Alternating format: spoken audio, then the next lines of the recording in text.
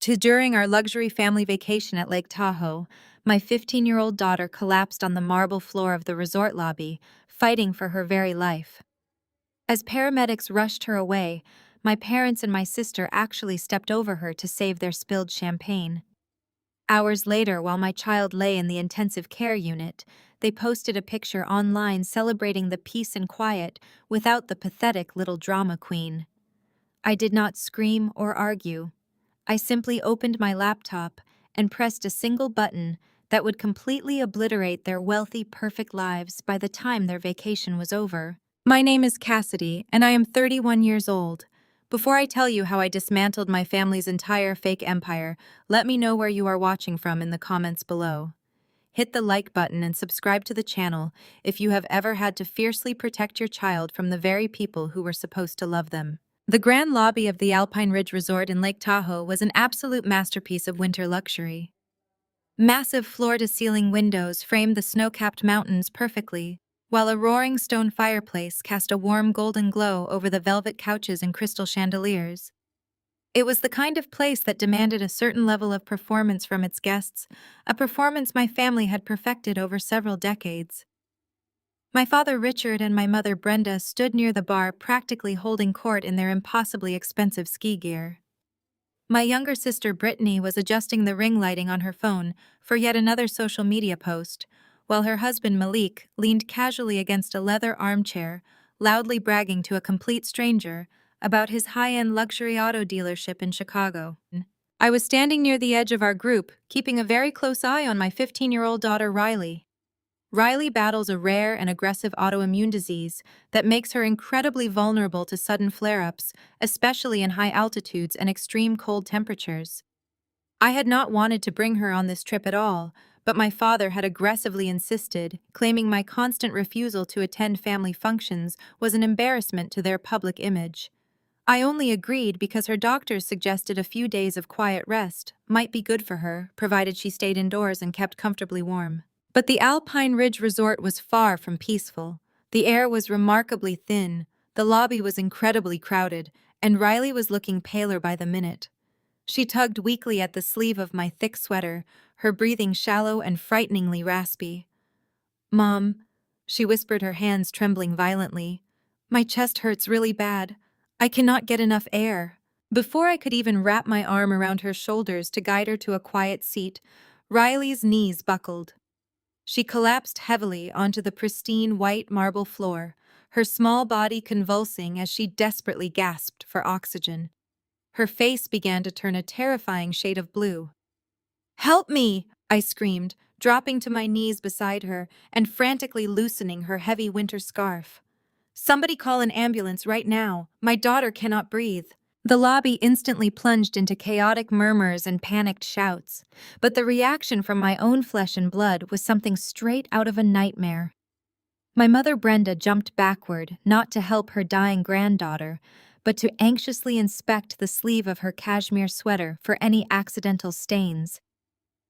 Richard, my father, aggressively brushed past my shoulder, stepping directly over Riley's shaking legs to catch a crystal flute of champagne that had tipped over on the glass coffee table during the sudden commotion.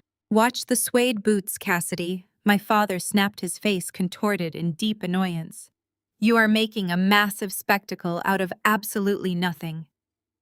I ignored him, my hands shaking uncontrollably as I checked Riley's pulse. It was erratic and terrifyingly weak. "Call 911, I yelled again, looking directly at my sister. Brittany huffed loudly, lowering her phone with a highly dramatic eye roll. "Are you kidding me right now, Cassidy?" she whined, her tone dripping with absolute disgust. I was literally in the middle of an Instagram live stream with my new brand sponsors. Why does she always have to pull these ridiculous stunts when I'm trying to work? She is just having a fake panic attack because she constantly wants attention. Tell her to get up. "She is not faking it," I sobbed, shielding Riley's head as her body shook against the hard floor. "She is going into an autoimmune crisis. Please, someone help us." Malik, my brother-in-law, adjusted the fur collar of his designer ski jacket and looked around at the staring guests. He shook his head, looking utterly repulsed by the entire situation. Man, this is supposed to be a five-star vacation, Malik muttered, kicking lightly at the edge of the expensive rug near Riley's foot. The whole luxury aesthetic is completely ruined now.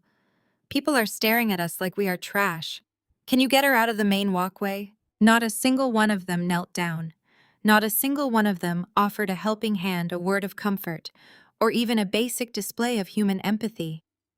They stood there like statues of solid ice, annoyed that my child's severe medical emergency was interrupting their perfectly curated winter wonderland experience. Finally, a hotel manager rushed over with a radio and confirmed that paramedics were already pulling into the resort's front roundabout. Within minutes, the heavy wooden doors of the lobby burst open, and a team of emergency medics rushed in with a stretcher and an oxygen tank. They quickly assessed Riley, their expressions turning grim and highly urgent. "Her oxygen levels are critically low," one of the medics announced loudly, securing a mask firmly over her face. "We need to transport her to the emergency room immediately. We are losing her airway." They hoisted Riley onto the stretcher, and I grabbed my coat, my heart hammering against my ribs like a trapped bird. I turned back to my family, hot tears streaming down my panicked face. "We are going to the hospital," I said, my voice cracking with deep desperation. "Grab your coats. Please, I need you guys. I cannot do this alone right now." My father took a slow, deliberate sip of his rescued champagne. He looked at me with an expression so devoid of emotion it sent a terrifying chill straight to my bones.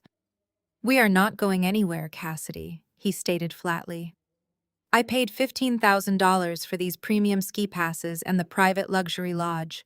I am not going to ruin our entire family vacation sitting in some depressing waiting room just because your kid cannot handle the altitude. It is just a flare-up. Keep us updated, but do not expect us to drop everything." My mother casually adjusted her diamond earrings and nodded in complete agreement. "We have an exclusive dinner reservation at 8, she added coldly. "Just text us when she calms down." I stared at them, the people who shared my blood, realizing in that exact second that I was completely and utterly alone. I turned away, sprinting out the massive doors and jumping into the back of the waiting ambulance. As the heavy doors slammed shut, cutting off the view of the luxurious resort, the sirens began to wail into the freezing night. I sat beside my daughter, holding her freezing hand, and felt something inside me permanently break. "My name is Cassidy." The hospital was a stark contrast to the opulence we left. Bright fluorescent lights buzzed as nurses swarmed Riley the moment we burst through the emergency room doors.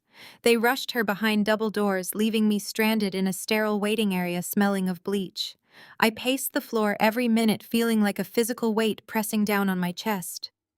Finally, a doctor approached me, his face drawn tight with concern. He explained that Riley's autoimmune crisis was escalating far beyond their rural facility's capabilities. Her lungs were failing. She needed immediate, highly specialized intervention provided at the Premier Medical Center in Seattle. The catch was the transportation. She required a specialized medical airlift equipped with intensive care life support systems. The flight medic coordinator arrived shortly after the doctor, holding a clipboard that felt like an execution order. He informed me that because the airlift was out of network, my insurance company was delaying authorization. They demanded a massive upfront copay to dispatch the jet. $45,000. The staggering number rang loudly in my ears, completely deafening and absurd. I desperately explained to the man that I was good for it, that I had an excellent credit score and a solid professional job, but the coordinator shook his head. They needed the funds cleared before Wheels Up, or Riley would be forced to endure a grueling ground transport through treacherous mountain passes, a journey she would likely not survive. Panic seized my throat. My savings were tied up in investments and a college fund I could not liquidate at midnight on a Saturday. I stepped into the quietest corner of the emergency room corridor and pulled out my phone. My hands shook as I scrolled past missed work emails to find my father's contact. I swallowed every ounce of pride, dignity, and self-respect I had cultivated over the past 14 years and hit the call button. The phone rang 5 times before Richard finally picked up. Loud music and the clinking of expensive crystal echoed in the background. He sounded incredibly annoyed. Cassidy. I told you we were at a private dinner. What could possibly be so urgent that you are interrupting my evening? I forced my voice to remain steady, stripping away any trace of panic. Dad, Riley needs an emergency medical airlift to Seattle immediately. Her lungs are failing. My insurance is demanding $45,000 upfront before they send the plane. I need a short-term loan. I will pay you back with interest the second my bank opens on Monday. Just wire the money, please. A chilling silence stretched over the line, broken only by the muffled sound of my mother laughing at a joke in the background. Then my father chuckled. It was a dark, dismissive sound that made my blood run entirely cold. 45 grand. Are you completely out of your mind? I am not wiring you a single dime to indulge this absolute hysteria. I tried to explain that this was a matter of life and death, but he cut me off with brutal precision. You should have thought about financial stability before getting pregnant at 16 and expecting everyone else to clean up your messes. You made your bed, Cassidy. Now figure out how to lie in it without begging for my hard-earned money. Do not call this number again tonight.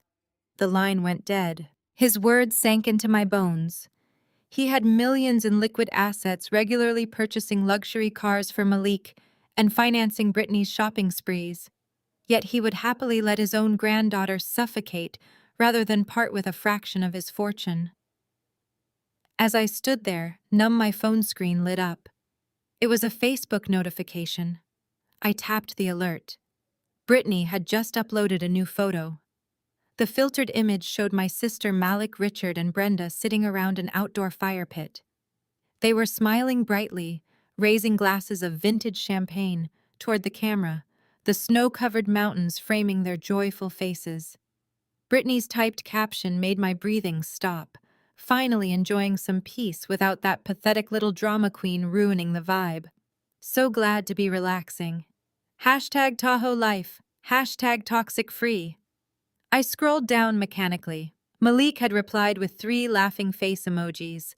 My mother commented it was the best evening they had experienced all week. My father left a trophy emoji. They were celebrating.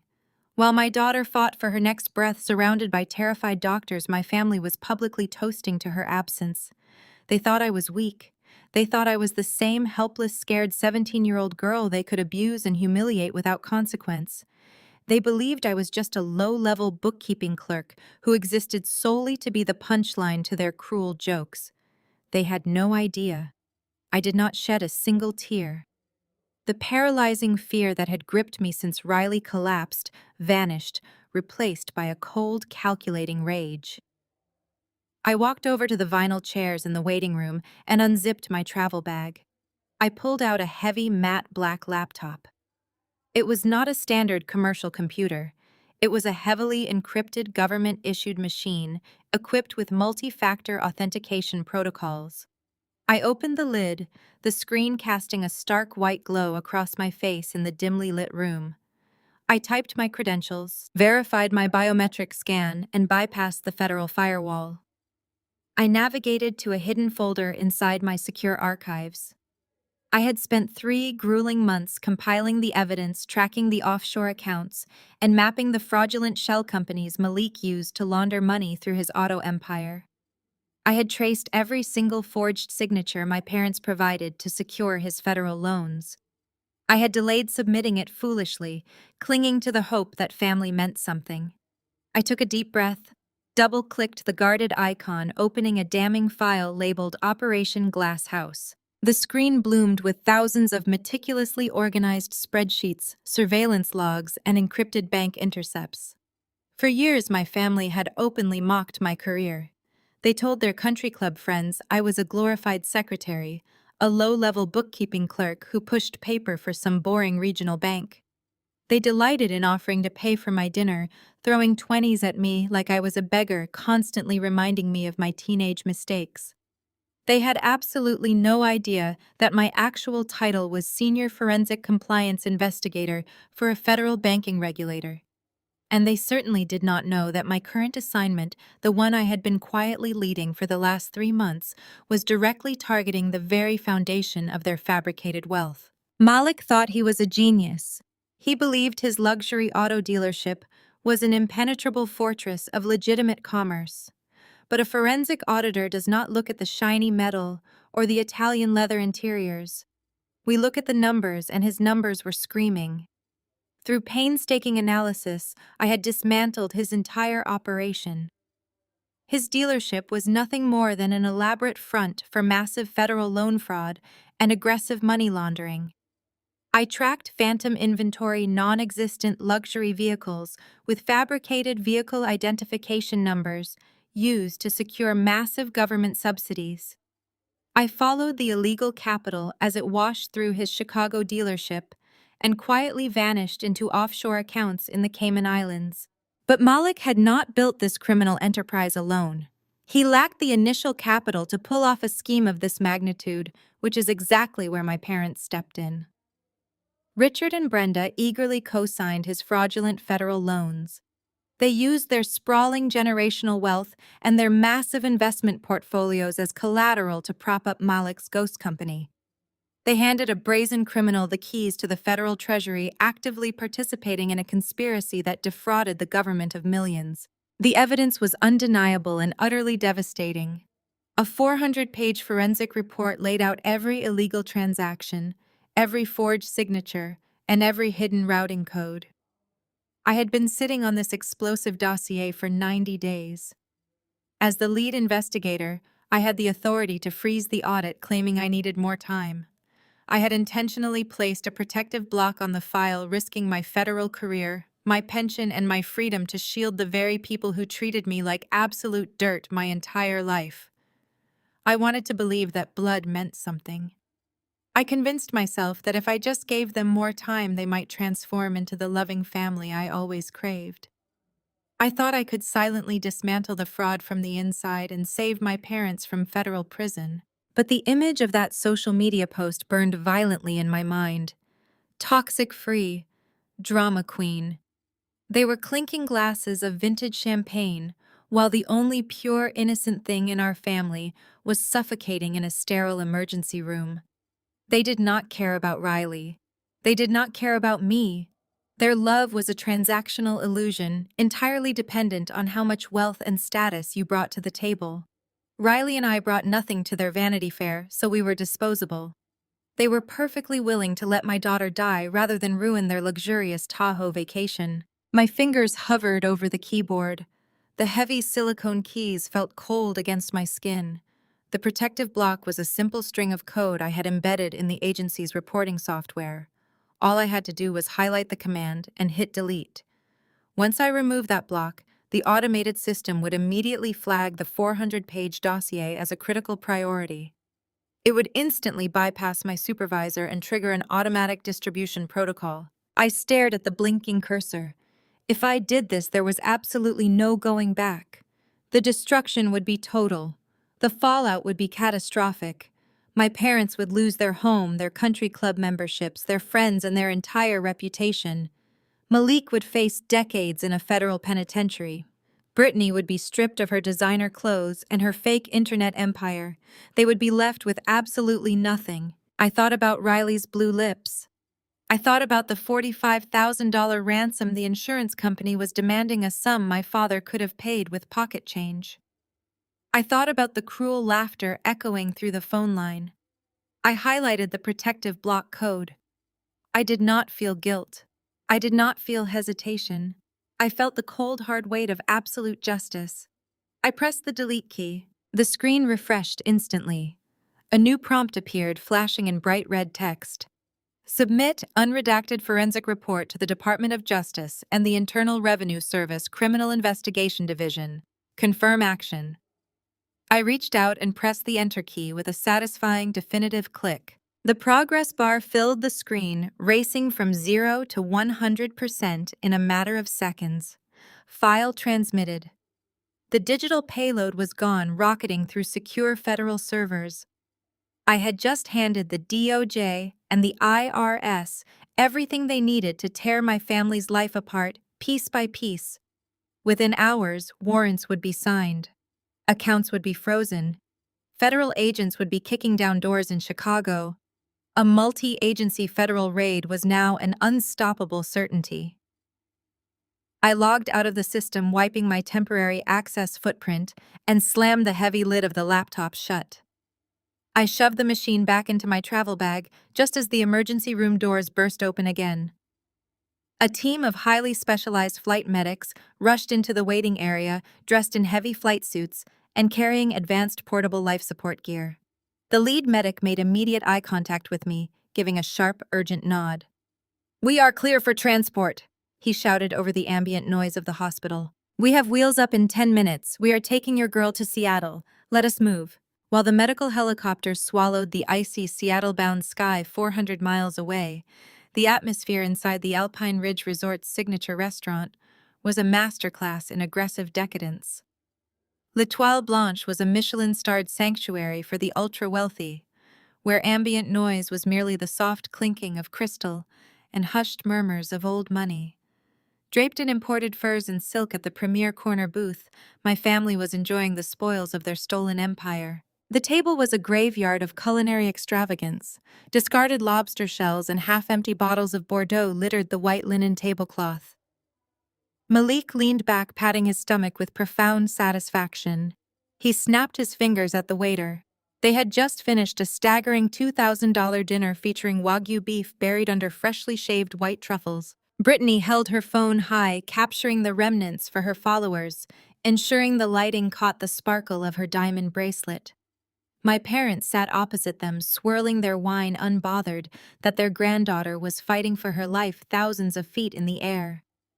Julian, the waiter, approached, carrying a sleek leather folio. He placed it near Malik's right hand, with practiced deference. Malik did not glance at the itemized receipt. With a smug grin, he produced a heavy, solid metal black card. He tossed it onto the folder with a metallic clack. It was an obnoxious display of wealth, a card reserved for the elite tier of global spenders. Julian offered a polite smile and glided silently toward the payment terminal. Malik loudly detailed his plans to expand his fraudulent auto dealership into a third commercial lot in downtown Chicago, oblivious to the digital guillotine that had already dropped on his neck. Minutes passed. The boastful energy at the table began to curdle as Julian returned. His posture had drastically changed. The practiced deference was gone, replaced by a stiff rigidity. Julian leaned down, keeping his voice low to avoid disturbing the neighboring tables. Sir Julian whispered, holding the metal card out. "I apologize for the inconvenience, but your financial institution has declined the transaction." Malik stopped mid-sentence. His arrogant smile vanished, replaced by a defensive scowl. He snatched the card, scoffing loudly. "Your machine is obviously malfunctioning. Run it again. Do not just stand there. That account has a daily limit that exceeds your entire yearly salary." "I attempted to process it 3 separate times," Sir Julian replied, his tone cooling. "The terminal is functioning perfectly. The decline code originated directly from your bank." Brittany huffed, glaring at the waiter, as if he were an offensive insect. Malik muttered a string of curses, reaching back into his jacket. He pulled out a corporate platinum card, linked directly to his Chicago dealership, slapping it onto the table. "Run that one," he demanded, "and bring us another bottle of Bordeaux while you figure out your technical issues." Julian picked up the corporate card and walked away. This time he was back in 60 seconds. He placed the card flat on the white linen, his expression devoid of sympathy. "Declined, sir." Malik's eyes widened. A fracture of genuine panic cracked his confident facade. He furiously dug into his wallet, producing 2 more cards. One, a high-limit personal credit card, the other tied to an offshore shell account he believed was entirely invisible. He shoved them into Julian's chest. "Try these. Both of them. Right now." The escalating tension began to draw the attention of the surrounding elite. Diners in tailored suits and designer gowns paused their conversations, casting annoyed, judgmental glances toward the commotion. Julian returned a moment later, holding both cards between his index and middle fingers like contaminated waste. "Both declined, sir. I must ask for an alternative form of payment immediately." Brittany slammed her palms down on the table, her face flushing an angry, mottled crimson. She stood up, disregarding the hushed atmosphere of the Michelin-starred establishment. Do you have any idea who I am? She shrieked, pointing a manicured finger directly in Julian's face. I have over 3 million followers. I am a VIP guest at this resort. Your payment system is obviously broken, and I am going to make sure my followers know exactly how incompetent this restaurant truly is. You are humiliating us. You are humiliating yourselves, madam. A new voice interrupted. The restaurant manager, a tall, imposing Frenchman with a severe expression, materialized beside Julian. He did not bother lowering his voice. The manager crossed his arms, staring down at Malik and Brittany with absolute contempt. 4 different financial institutions have rejected your credentials. We do not tolerate guests creating a hostile environment for our other patrons to cover for their own lack of funds. Richard sighed, shaking his head with profound irritation. He looked at Malik with sheer disgust, viewing his son-in-law as nothing more than a temporary embarrassment. Enough of this absolute circus, my father snapped, reaching into his pocket. Malik, if you cannot manage a simple dinner bill, I will handle it. My father produced his ultra-premium platinum card, the one backed by decades of carefully hoarded generational wealth, and the very same accounts he used to co-sign Malik's fraudulent federal loans. Run this, Richard commanded the manager. And I expect my son-in-law's cards to be destroyed. The manager took Richard's card, walking to the terminal himself. The silence at the table was suffocating. My father sat back, looking incredibly smug, waiting for the inevitable apology. Instead, the manager returned, dropping the plastic directly into Richard's lap. Declined, the manager stated loudly, his voice carrying across the entire dining room. Richard's jaw dropped. The color drained entirely from his face as he stared at the piece of plastic resting on his thighs. That is absolutely impossible, Richard stammered, his voice trembling for the very first time in my life. I have millions in that specific portfolio. There is zero chance that card was declined. I assure you, sir, it is entirely possible, the manager responded, his tone echoing loudly off the crystal chandeliers. I am going to have to ask your entire party to vacate the premises immediately. You are disturbing the paying guests. Security will escort you to the exit. We will pursue legal avenues to recoup the cost of this meal. Leave, now. The surrounding tables openly stared. Wealthy patrons whispered behind their hands, watching with undisguised glee as my status-obsessed family was publicly thrown out of the finest establishment in Lake Tahoe like common thieves. Malik stood up, his legs shaking, his mind racing to comprehend how his financial fortress had instantly evaporated. Just as he turned to follow the imposing security guards toward the door, his cell phone vibrated violently in his pocket. He pulled it out, his eyes dropping to the glowing screen. It was an automated priority alert text message from his primary wealth management firm. The words stared back at him, absolute and devastating. All accounts frozen by federal mandate. The blinding red text of the automated alert burned into Malik's retinas. All accounts frozen by federal mandate. The words made absolutely no sense to him. The long, agonizing walk from the Michelin star restaurant to the resort's exit felt like wading through wet concrete. The biting Tahoe wind whipped against their faces the second the heavy glass doors closed behind them, but the physical cold was nothing compared to the absolute ice filling Malik's veins. Richard remained entirely silent during the forced march back to their rented luxury cabin. His face was set in a rigid mask of furious denial.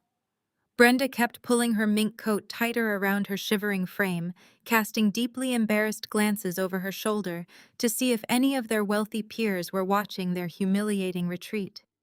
Brittany complained the entire way, her shrill voice slicing through the quiet mountain air, demanding that someone call the bank immediately to fix this catastrophic error. They slammed the heavy oak door of their $15,000 a week rental cabin, and the illusion of control instantly shattered.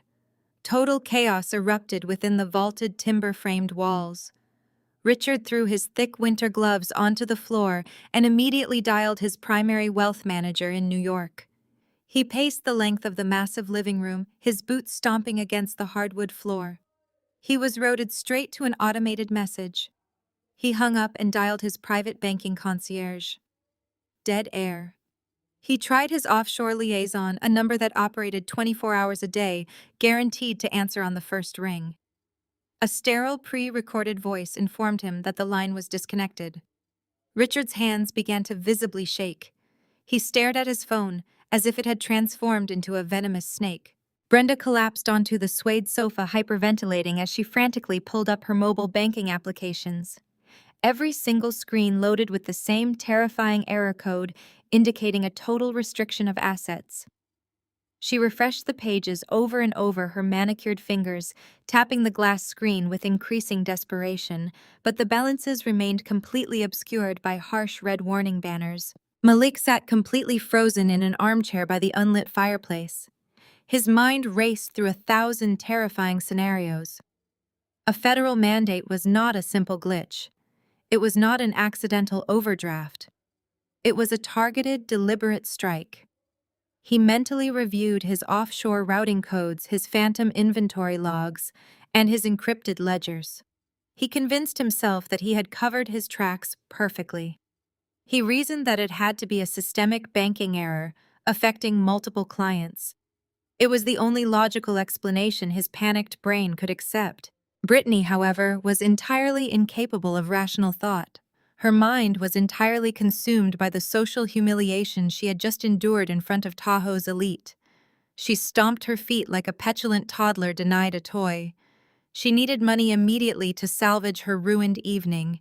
She refused to accept that the endless well of family wealth had dried up. Pacing frantically near the kitchen island, Brittany clutched her phone to her chest. She needed cash, and she knew exactly who to manipulate. She scrolled through her contacts and found Cassidy's number. "We will just get Cassidy to wire us 10 grand right now," Brittany announced to the room, her voice frantic and breathless. "I will tell her we got mugged. I will say our wallets and bags were stolen at gunpoint outside the restaurant. She is incredibly gullible. She always bails us out when there is a family emergency. She will empty her stupid savings account if she thinks we are stranded in the snow." Without waiting for Richard or Malik to agree with her completely unhinged plan, Brittany hit the call button. She cleared her throat, forcing a frantic, tearful edge into her voice, preparing to deliver the performance of a lifetime. Nearly 800 miles away, the atmosphere in the Seattle Intensive Care Unit was a jarring contrast to the chaotic Tahoe cabin. The room was bathed in dim, sterile light. The rhythmic, steady beeping of sophisticated heart monitors provided a calming, constant heartbeat to the isolated room. Riley lay in the center of the vast hospital bed, a web of transparent tubes and vital sensor wires connecting her to a towering life support machine. Her skin had lost that terrifying blue hue, replaced by a fragile but healthy warmth.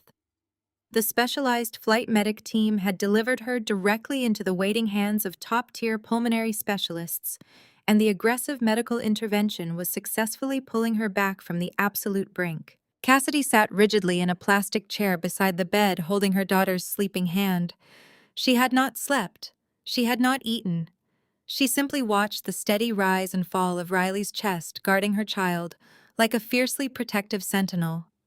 Her encrypted federal laptop was stowed safely away in her bag, its destructive payload already detonated and tearing through the financial infrastructure of her abusers. When Cassidy's cell phone began vibrating on the metal bedside tray, she already knew who was calling.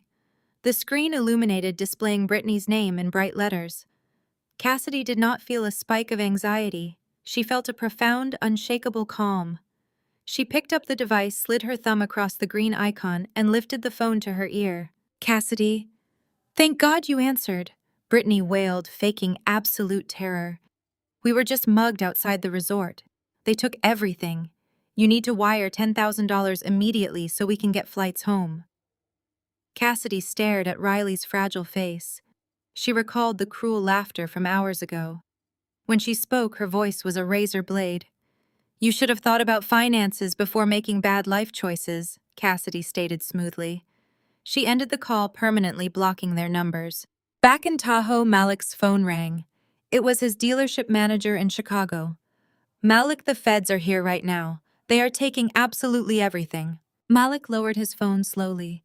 his hand trembling so violently that the expensive titanium device slipped from his grasp and clattered against the hardwood floor.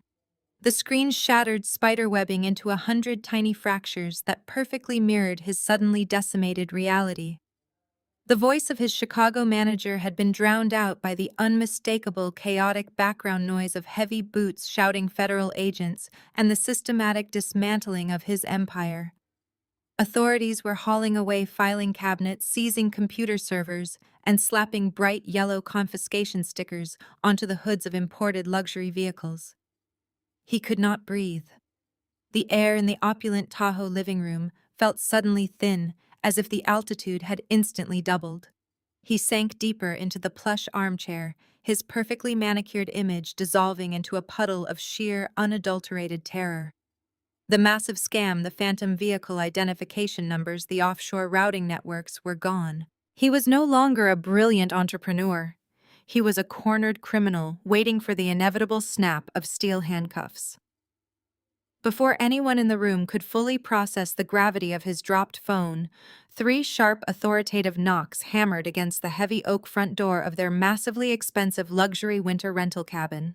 The heavy thuds echoed through the vaulted timber ceilings like the beating of a war drum. Richard, still clutching his useless platinum card, marched toward the entryway, his face twisting into a mask of indignant rage. He yanked the brass handle backward, prepared to unleash a torrent of verbal abuse upon whatever resort employee dared to interrupt his ongoing financial crisis. Instead of a timid concierge, Richard found himself staring at the chest of a uniformed local police officer. Beside the officer stood the general manager, a stern woman, clutching a clipboard with intense hostility. 2 additional security guards flanked them, their expressions completely devoid of the deferential warmth the family had previously enjoyed. The manager did not offer a polite greeting. She stepped directly over the threshold, her gaze sweeping across the chaotic living room before locking onto Richard. "Sir," she announced, her voice clipped and brutally professional, "the payment method you placed on file for this property has been flagged and rejected by your financial institution. Furthermore, our corporate accounting office has received a direct notification regarding a federal asset freeze associated with your primary accounts. Due to this extreme breach of our rental agreement, your stay ends. We require you to immediately vacate the premises."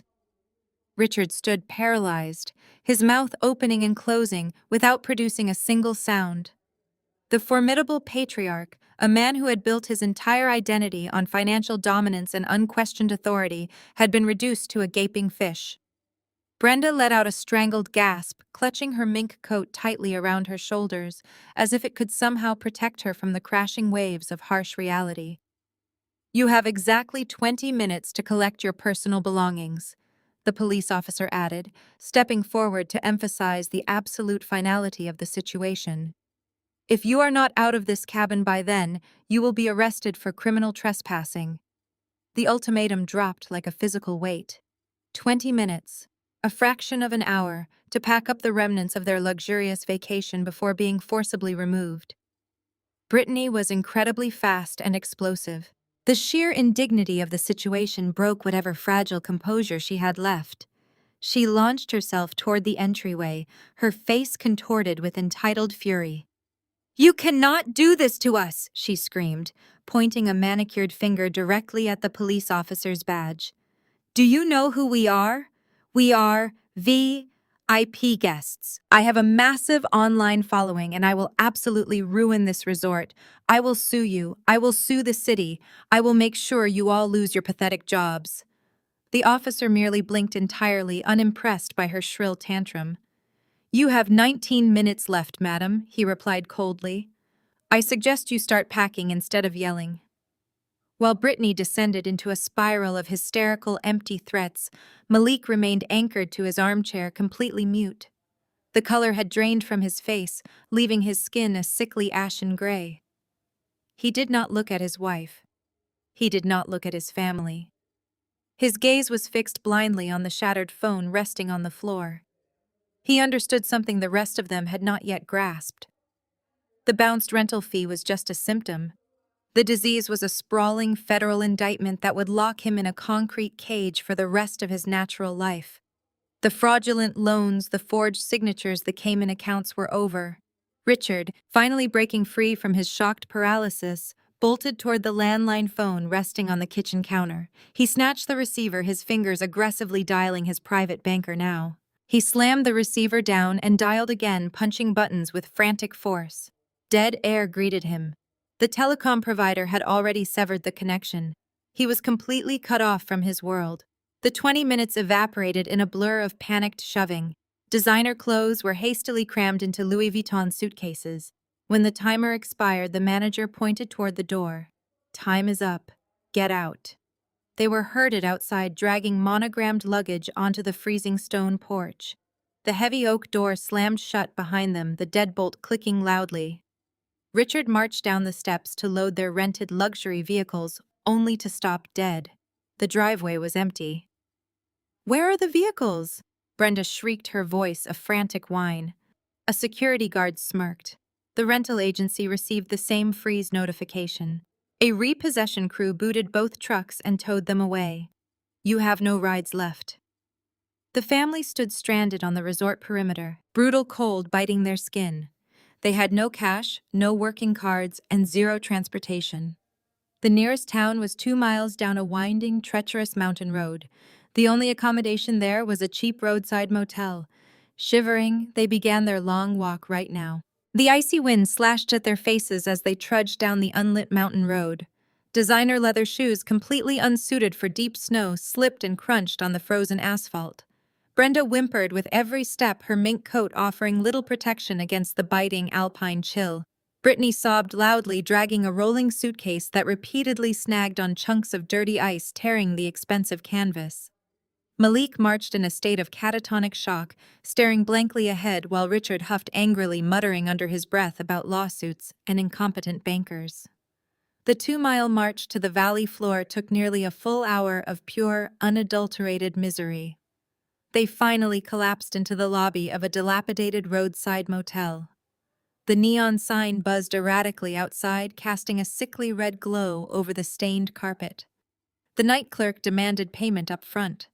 Since their plastic was useless, Richard was forced to barter his authentic gold Rolex watch just to secure 2 cramped rooms for the night. The harsh reality of their destitution set in as they huddled on sagging mattresses under thin, scratchy blankets. Morning brought no relief. They needed a way back to Chicago, and plane tickets required immediate liquid funds. Richard gathered them at dawn, his eyes bloodshot and his usual authoritative aura entirely shattered. He pointed a shaking finger directly at his daughter's wrist. They found a dingy pawnshop sandwiched between a liquor store and a vacant lot in the valley town. The pawnbroker, a heavily tattooed man behind thick bulletproof glass, offered a fraction of the actual value for Brittany's diamond tennis bracelet. Brittany threw a spectacular screaming tantrum, slamming her fists heavily against the scratched counter and demanding the local police arrest the man for theft. Richard violently grabbed her arm, silencing her with a terrifying glare. He snatched the thick wad of worn, dirty bills from the metal slot and walked out, leaving his daughter weeping bitterly over her lost jewelry. The cash was barely enough. They arrived at the Reno airport and were forced to purchase last-minute tickets on a notoriously cheap budget airline. There was no first-class lounge waiting. There was no priority boarding. They stood in the crowded, noisy terminal, surrounded by the very people they had spent their entire privileged lives mocking. Brittany hid her face behind large sunglasses, terrified someone might recognize her in the coach boarding lane. When they finally shuffled onto the plane, they were crammed into tight middle seats near the rear lavatory. The smell of stale coffee and recycled air turned Malik's stomach as he wedged his knees against the seat ahead of him. The sheer humiliation of flying coach was a sharp, unrelenting pain for the entire family. As the plane violently rattled through heavy turbulence, the mounting pressure finally cracked their fragile alliance. Richard leaned over the armrest, his voice a venomous hiss aimed directly at Malik. "You arrogant fool!" Richard snarled, his face inches from his son-in-law. "You assured me this operation was perfectly insulated. You swore the corporate shields were secure. Now my accounts are frozen because of your catastrophic incompetence. You have single-handedly ruined this family with your sloppy business practices. Malik snapped. The catatonic terror he had harbored since the restaurant evaporated into explosive, uncontrollable rage. He turned on Richard, his eyes wide and manic. "Do not you dare play the innocent victim!" Malik spat back, his voice rising loud enough for neighboring passengers to hear. "You knew exactly where the capital was coming from. You eagerly co-signed those loans because you loved the massive returns. You gladly took my illegal dividends to pay for your exclusive country club memberships and your private golf trips. You are drowning in this exact same mud, old man. You signed the exact same fraudulent papers I did." Brenda gasped, pressing her hands against her cheeks. Brittany stared at her husband in absolute horror, the final illusion of their glamorous life evaporating in the pressurized cabin air. The wealthy, untouchable patriarch and the genius entrepreneur were nothing but common fraudsters tearing each other apart in the back of a discount airplane. A flight attendant rushed over demanding they lower their voices immediately or face arrest upon landing. The rest of the miserable flight was consumed by a suffocating, hostile silence. They sat shoulder to shoulder, isolated from one another, consumed by the terrifying realization of their impending doom. Hours later, the aircraft slammed onto the tarmac at Chicago O'Hare International Airport. The harsh reality of the Midwest winter greeted them as they disembarked, exhausted, defeated, and entirely stripped of their arrogant armor. They shuffled through the massive baggage claim, their designer luggage looking battered and stained from the arduous journey. Richard pulled out his phone, connecting to the airport cellular network. His hands shook violently as he navigated to his contacts, desperately hoping the freezing order was just a temporary hold that had been miraculously lifted during their flight. He needed to coordinate a private ride back to their sprawling suburban estate. He desperately needed the comfort of his gated community and his private heated driveway. A notification popped onto his screen before he could dial. It was from Winston, their veteran estate manager, a man who had managed their sprawling properties for over a decade. Richard tapped the icon, his breath catching painfully in his throat. The text message was incredibly brief, entirely devoid of the usual respectful formalities. The harsh words felt like a physical punch to the chest. Richard stopped walking, causing Brenda to bump directly into his shoulder. The color drained from his face as he stared blindly at the digital text. The federal agents arrived with heavy transport trucks exactly 3 hours ago. They presented a federal seizure warrant for the primary estate, the downtown penthouse, and all contents within. The locks have been completely changed, and the massive iron gates are chained shut. You and your family have absolutely nowhere left to go. Do not ever contact me again. Richard dropped his phone. The device hit the scuffed linoleum of the airport terminal with a dull smack. Brenda stared at him, her eyes wide with mounting panic.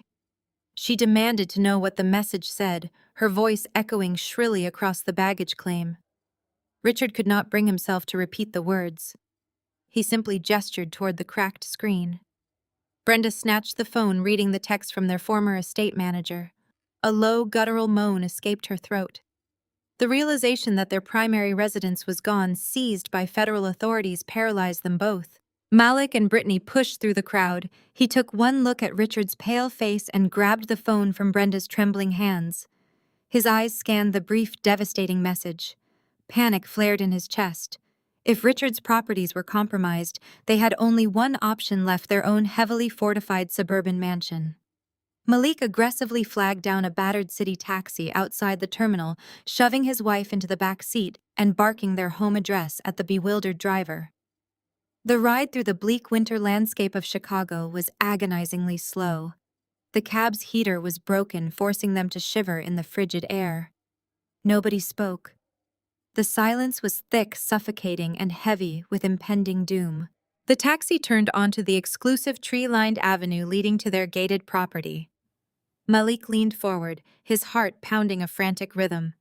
As the cab crested the final hill, the illusion of safety shattered completely. A barricade of dark federal SUVs blocked the expansive circular driveway. Flashing red and blue lights illuminated the falling snow, casting harsh shadows. Yellow crime scene tape was wrapped tightly around the towering marble pillars, flanking the entrance, snapping violently. Men and women wearing dark jackets with bold yellow lettering across their backs swarmed the property, carrying out boxes of documents, computer hard drives, and pieces of expensive artwork. The taxi driver slammed on the brakes, refusing to pull any closer to the chaotic scene.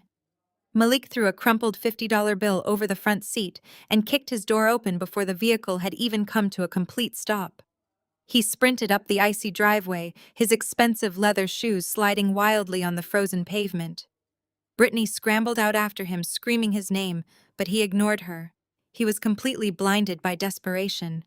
This was his sanctuary, his fortress, the physical manifestation of every illicit dollar he had ever hustled. Seeing it violated by government agents snapped the last thread of his sanity. "Hey, Malik!" roared, his voice cracking with hysteria. "Get out of my house! You have no right to be here!"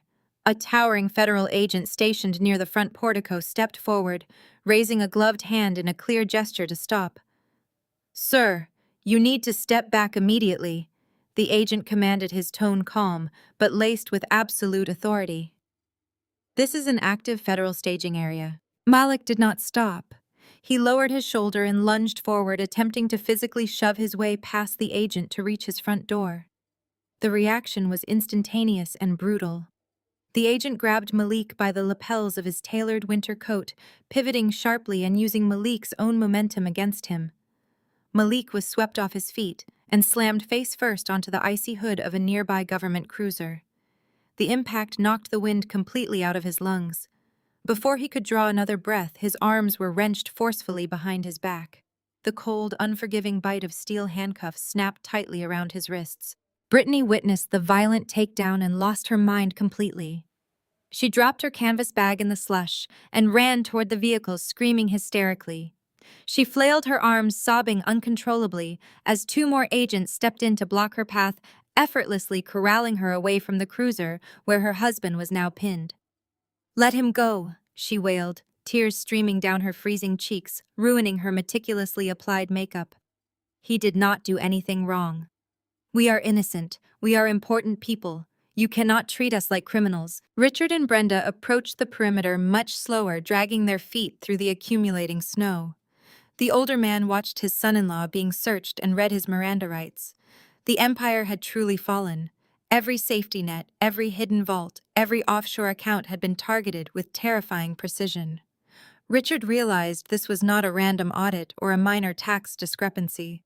This was a masterfully orchestrated demolition of their entire existence. A senior agent, identifiable by a badge clipped to his belt and a thick manila folder tucked under his arm, detached himself from the chaos near the front door. He walked down the slippery driveway with measured, confident steps, stopping exactly where Richard stood, trembling in the snow. "Richard Blackwood," the agent asked, his voice entirely devoid of emotion. Richard could only manage a stiff, jerky nod. The cold wind bit through his thin jacket, but the chill radiating from his bones was far worse. "I have copies of the federal seizure warrants for this property, as well as your primary estate, your downtown penthouse, and all associated corporate holdings," the agent stated flatly. He extended the thick folder. "Everything is frozen. You are officially locked out of all premises until further notice." Richard took the folder with numb, shaking fingers. The thick stack of legal documents felt heavier than a brick. He flipped open the cover, his eyes desperately scanning the dense legal jargon for any loophole, any mistake, any shred of hope. He flipped to the final page of the summary warrant, searching for the authorizing signature. He needed to know who had orchestrated this flawless, devastating attack. His gaze fell upon the document's bottom corner. He froze. The name of the lead investigator, the mastermind who had painstakingly unraveled his phantom inventory logs, decrypted offshore routing codes, and signed off on the total destruction of his family wealth, was printed in bold, unmistakable letters. It was Cassidy. Richard stared at this bold print, his brain forcefully rejecting the visual information. The name had to be a coincidence. A clerical error. A cruel cosmic joke. He thrust the manila folder back toward the senior federal agent, his face flushing a deep, dangerous crimson. "This is a forgery," Richard sputtered, his voice cracking with indignant fury. "Do you have any idea who Cassidy is? She is my pathetic estranged daughter. She is a high school dropout, a completely useless single mother who can barely balance a basic household checkbook, let alone orchestrate a coordinated federal strike against international corporate accounts. You are being played by a bitter, jealous amateur." The senior agent did not take the folder back. Instead, a slow, incredibly condescending smile spread across his weathered face. He looked at his partner, who let out a sharp, audible laugh. "A dropout," the agent repeated, shaking his head in sheer disbelief. "Your daughter is one of the most brilliant forensic accountants the Treasury Department has ever contracted. She dismantled your offshore routing protocols in less than 72 hours. She mapped a web of phantom inventory that evaded our internal algorithms for 3 years. She did not just balance a checkbook, Mr. Blackwood. She handed us the entire blueprint of your criminal enterprise wrapped in a bow." Richard stumbled backward as if he had been physically struck. The world tilted violently on its axis. Brenda grabbed his arm to steady him, her eyes darting frantically between her husband and the amused federal agents. "What is he talking about?" Brenda demanded, her voice a shrill, panicked squeak. "Richard, tell them to get off our property. Tell them we are going home to Fairfield right now." The senior agent sighed, adjusting the collar of his thick winter jacket. "You are not going to Fairfield, Mrs. Blackwood," he stated flatly. "The asset forfeiture warrants were executed simultaneously across all your properties. Your husband utilized the deed to your primary estate as direct collateral to secure heavily inflated commercial loans for Malik's dummy corporations. Because those loans were secured through fraudulent means, the bank immediately initiated foreclosure proceedings. Your mansion belongs to the federal government now. The locks were changed at dawn." Brenda let out a sound that was half shriek, half sob. Her knees buckled and she collapsed onto the icy pavement, her expensive mink coat soaking up the dirty gray slush. She wailed, pounding her fists against the frozen ground. All her country club prestige, her high society luncheons, her perfectly curated neighborhood dominance had vanished in a single morning. She was destitute. They were all destitute. Malik, still pinned against the hood of the government cruiser, twisted his neck to glare at Richard. "You used the Fairfield house?" Malik shouted, his voice hoarse. "You leveraged your own home for my dummy corporations. You greedy old fool. You doomed us all." "Shut up!" Richard roared, spit flying from his lips. "We are not doomed. This is illegal. This is cyber terrorism. Cassidy hacked our accounts. She is a bitter, vindictive child trying to ruin us because we cut her off. She manipulated the system. I will have her arrested for digital espionage." The agents ignored the unhinged rant. They finished loading the seized evidence into the back of their vehicles, processed Malik's arrest, and drove away, leaving Richard, Brenda, and Brittany standing in the freezing cold. Malik was gone, hauled off to a federal holding cell. The remaining 3 were essentially homeless vagrants standing at the edge of a locked driveway. Brittany paced back and forth, blowing into her frozen hands. "What do we do now?" she cried, mascara running in dark streaks down her face. "We have absolutely nothing. We cannot even buy a cup of coffee." Brenda pulled out her cell phone. It was her only remaining possession of value. Her hands shook uncontrollably as she scrolled through her contacts. She needed a lifeline. She needed cash. She dialed her sister, Aunt Martha, a woman she usually only contacted to brag about her latest luxury purchase. Martha picked up on the second ring. Brenda immediately launched into a frantic, tearful plea for a temporary loan, spinning a wild story about a bank error. Martha, however, was entirely uninterested in lending money. She was focused on family gossip. "I cannot help you, Brenda," Martha replied coldly. "And frankly, considering what is happening in Seattle right now, you should be ashamed of yourself." "Seattle?" Brenda asked, wiping her nose with the back of her freezing hand. "What is happening in Seattle?" "Cassidy's daughter Riley had a massive medical emergency," Martha explained, her tone dripping with intense disapproval. "Cassidy posted a terrifying update on her private social media account last night. They life-flighted the poor child to the Seattle Medical Center. She is in the intensive care unit. Cassidy has been sitting there completely alone. You are her mother, Brenda. You should be there instead of begging me for cash. Martha hung up abruptly. Brenda lowered the phone, her mind racing. She turned to Richard and Brittany, repeating the information she had just acquired. The three of them stared at each other, their frozen breaths pluming in the icy air. A dark, desperate delusion settled over them. They did not feel an ounce of maternal or familial concern for little Riley fighting for her life in a hospital bed. They only saw an opportunity. She is there right now, Richard muttered, his eyes narrowing into cold slits. She is sitting in a hospital room, completely distracted. She hacked us. She stole everything we own out of sheer malicious jealousy. She probably engineered this whole medical crisis just to garner sympathy while she drained our accounts. Brittany nodded vigorously, eager to believe any narrative that absolved her husband of his crimes. She is a hacker. She used her computer skills to lock us out. We have to go to Seattle. We must corner her in that hospital and force her to completely fix this. Inside the pediatric intensive care unit of the Seattle Medical Center, a profound, quiet miracle was unfolding. Cassidy stood by the window, letting the pale afternoon sunlight wash over her exhausted face. For the first time in what felt like 100 lifetimes, her tears were born of pure, unadulterated relief. The towering life support machine that had previously orchestrated her daughter's every single breath was now completely silenced and pushed carelessly into the shadowy corner of the room. Riley was finally breathing completely on her own, inhaling and exhaling without any mechanical assistance. The remarkably complex and groundbreaking cardiovascular surgery had proven to be an absolute undeniable triumph. The elite pediatric surgeon had emerged from the operating theater just hours ago, pulling down his mask to reveal a wide, triumphant smile. He explained that the arterial repair was flawlessly executed, and Riley's tiny heart was pumping with a robust, healthy rhythm that exceeded all clinical expectations.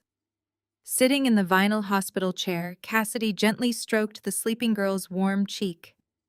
Riley's skin was flush with a beautiful natural pink hue, completely devoid of the terrifying blue tint that had haunted Cassidy's nightmares. A specialized pediatric nurse entered the room with a soft, encouraging nod, checking the digital monitors that displayed perfectly stable vital signs. The nightmare was ending. Cassidy had secured her daughter's future, dismantling the abusive empire that had funded their misery in the process. She slowly poured herself a small cup of bitter cafeteria coffee and stepped out into the sterile, hushed hospital hallway to stretch her aching legs silently, savoring the profound, overwhelming stillness of her ultimate victory. That fragile stillness was violently shattered minutes later. The heavy automatic double doors of the intensive care unit did not just open. They were aggressively shoved apart. A chaotic, furious storm of displaced entitlement blew into the pristine ward. Richard led the aggressive charge, his face purple with unhinged rage, his expensive winter coat wrinkled and stained from the humiliating journey.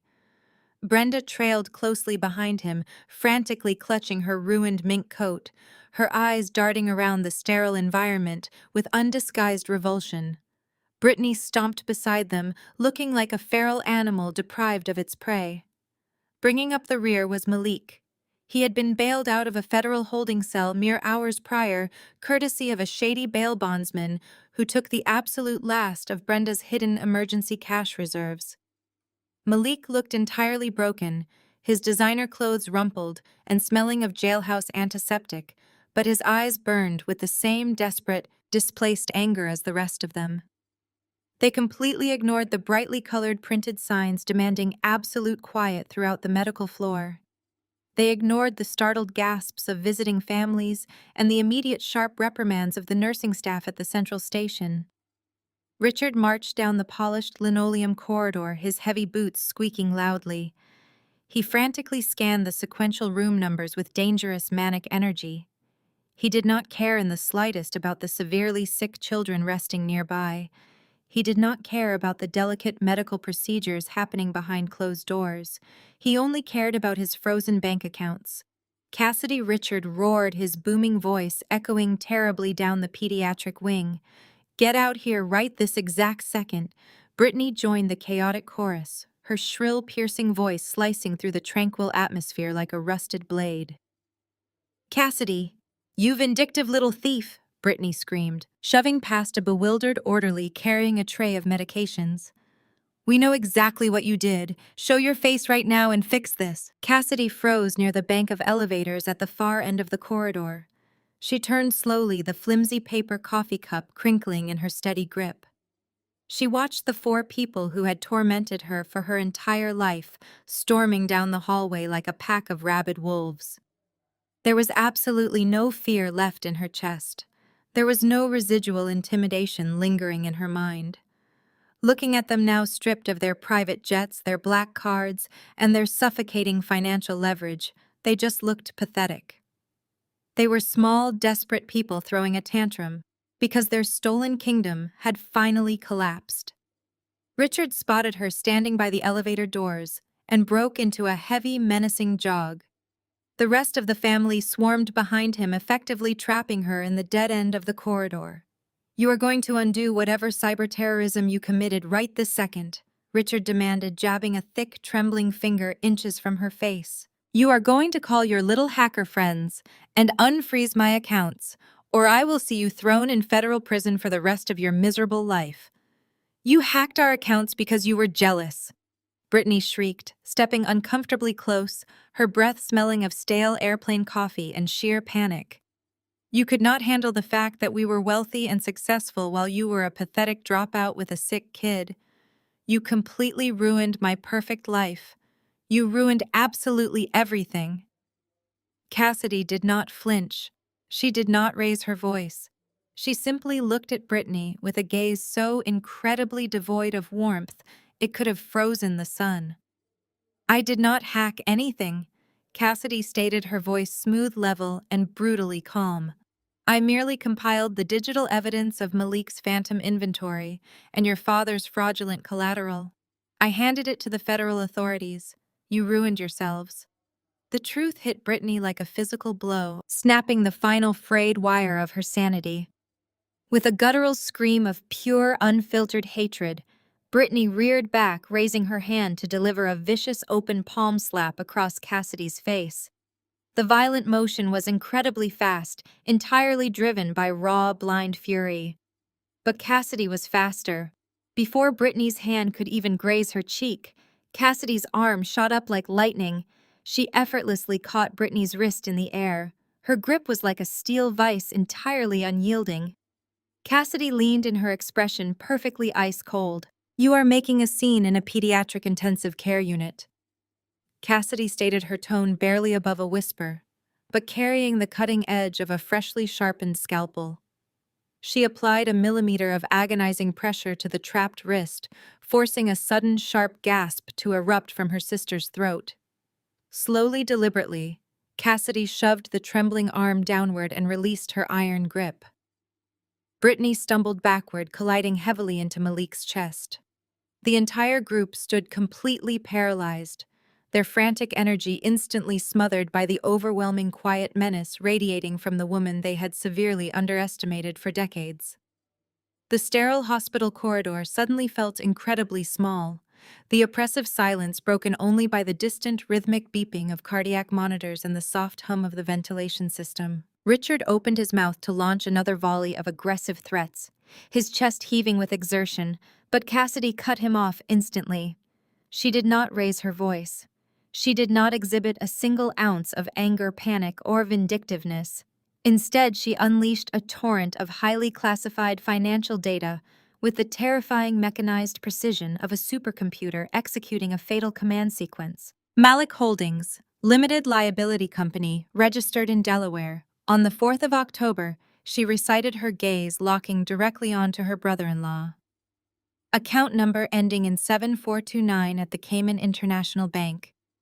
You funneled exactly $3.4 million through a phantom supply chain linked to Apex Innovations, a shell corporation operating out of a rented mailbox in the British Virgin Islands. The routing numbers for your illegal offshore transfers were disguised using a rudimentary cipher that even a first-year accounting student could easily crack. The specific wire transfers were initiated every Tuesday at exactly 3 in the morning to exploit the international time zone differences, a remarkably lazy tactic that triggered our internal warning systems almost immediately. Malik physically recoiled, the remaining color draining rapidly from his already pale face. His jaw hung completely slack as he stared at his sister-in-law in pure, unadulterated horror. His hands began to shake visibly at his sides. Cassidy did not pause to let him recover. She turned her piercing eyes toward her father, who was suddenly struggling to draw breath. "And you, Richard, you thought leveraging the Fairfield property through a secondary holding company, Blackwood Enterprises, was completely untraceable. You routed the fraudulent loan disbursements through 3 separate shell entities before depositing the illicit funds into your primary wealth management account number 88015. You classified the massive cash influx as capital gains from a non-existent overseas manufacturing contract. Your offshore routing code, Charlie Bravo 79er-Alpha, was flagged in our centralized treasury system 14 months ago. I watched you siphon money out of your legitimate businesses to cover Malik's staggering losses, creating a digital paper trail of financial ruin that stretched across 3 different continents. You engaged in systematic tax evasion, corporate fraud, and international money laundering, all while believing you were the smartest man in every single room you entered." Brenda let out a soft, whimpering sound, clutching her ruined coat much tighter around her shivering frame. She leaned heavily against the pale yellow hospital wall for physical support. "How do you know all of these specific numbers?" She stammered, her voice shaking violently. "You are just a dropout. You are a single mother. You process basic tax returns for small local businesses." Cassidy allowed a brief, humorless smile to grace her features. It was a terrifying expression, utterly devoid of any familial affection or warmth. "I let you believe I processed basic tax returns because your monumental arrogance made you incredibly easy to blindside," she explained, her voice echoing softly but firmly in the quiet corridor. "Your absolute certainty of my incompetence was the greatest asset I possessed. I am a senior forensic investigator contracted directly by the United States Treasury Department. My specific division tracks complex international money laundering syndicates, high-level corporate fraud, and illicit offshore tax evasion. I do not just balance simple checkbooks or file quarterly tax returns for middle-class clients. I audit the auditors. I supervise the elite federal strike teams that dismantle global criminal empires. I design the exact algorithmic tracking software that initially caught your sloppy, arrogant financial maneuvers. I am the apex predator of the digital financial world, and you blindly stumbled straight into my domain." The silence that followed this monumental revelation was absolute and crushing. The Blackwood family stood completely frozen in the hallway, entirely stripped of their previous delusions of grandeur. The staggering reality of Cassidy's profound power and influence washed over them like a massive tidal wave of freezing water.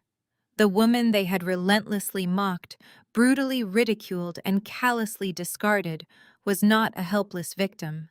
She was the master architect of their total destruction, and she had spent the last 3 years meticulously studying their every single illegal transaction from the shadows. Richard's face contorted into a desperate, panicked grimace. The tough, untouchable corporate titan was entirely gone, replaced by a terrified, broken old man who had just lost his entire kingdom. He took a hesitant step forward, raising his hands in a placating, subservient gesture. "Cassidy, please," Richard begged, his voice cracking with undeniable desperation. "You have made your point. You have proven you are brilliant. We understand now. You have completely humiliated us, and we are incredibly sorry for everything we did to you in the past. But you must fix this disaster immediately. You have to go into your government computer systems right now and completely reverse the federal freeze on our banking accounts before we lose everything we have ever worked for." Cassidy stared directly at her father, her expression transforming into one of genuine, chilling amusement. She tilted her head slightly, studying the pathetic, ruined man standing before her. "Reverse it," Cassidy asked, her voice ringing with absolute finality. "I am the one who escalated it to a criminal grand jury this morning." The silence hanging in the pediatric ward corridor shattered as the reality of Cassidy's words sank into the miserable group. Richard's jaw trembled, unable to form a coherent syllable. Brenda clamped a hand over her mouth, muffling a wretched sob. Malik simply stared at the floor, realizing the absolute finality of his impending incarceration. Before anyone could muster a response, hospital security, alerted by the earlier shouting, rounded the corner, accompanied by 2 armed local police officers. The officers swiftly escorted the disgraced family out of the building, ignoring their frantic, incoherent pleas. They were unceremoniously deposited onto the freezing sidewalk, completely stripped of their wealth, dignity, and power. With their luxury vehicles impounded and credit cards declining every transaction, the family huddled inside a cheap, poorly heated rental car Malik's bail bondsman had temporarily procured. The cramped interior smelled intensely of stale smoke and desperation. Brittany sat in the passenger seat, her manicured nails digging into the cracked vinyl dashboard. Her mind raced with a toxic blend of panic and absolute denial. She refused to accept defeat at the hands of the sister she had mocked her entire life. If Cassidy controlled the financial and legal realms, Brittany would conquer the court of public opinion. She possessed a massive social media following, a curated audience of wealthy socialites and affluent influencers who hung on her every perfectly filtered post. Brittany pulled out her smartphone, her hands shaking violently. She deliberately messed up her carefully styled hair, ensuring she looked appropriately distressed. She hit the record button, staring directly into the camera lens with tear-filled eyes. She unleashed a masterful, highly rehearsed performance, sobbing hysterically as she spun malicious lies. She told her followers that her family was being ruthlessly targeted by her mentally unstable, jealous teen mom sister. She claimed Cassidy suffered a complete psychotic break due to her daughter's illness and maliciously hacked into their personal bank accounts out of pure, unadulterated spite. Brittany wept loudly, painting a horrific picture of Cassidy as a vindictive monster, deliberately forcing her own loving parents and innocent sister into the freezing streets. She begged for public support, demanding justice against the cyber-terrorism destroying their flawless lives. She ended the recording with a dramatic sigh and immediately uploaded the video to every platform she controlled. The digital explosion was instantaneous and massive. Within an hour, the video garnered tens of thousands of views, rapidly circulating through the exclusive chat groups and private forums of Chicago's elite high society. The comment section devolved into a chaotic frenzy of outrage and sympathy directed entirely at Brittany. Friends who had attended their lavish parties expressed sheer horror at Cassidy's alleged cruelty. Recognizing the sudden momentum, Richard and Brenda immediately seized the opportunity to weaponize the narrative. Huddled in the freezing backseat of the rental car, Brenda began dialing every contact left in her phone. She called aunts, uncles, cousins, and former business associates. With a remarkably practiced sob, she repeated Brittany's vicious lies.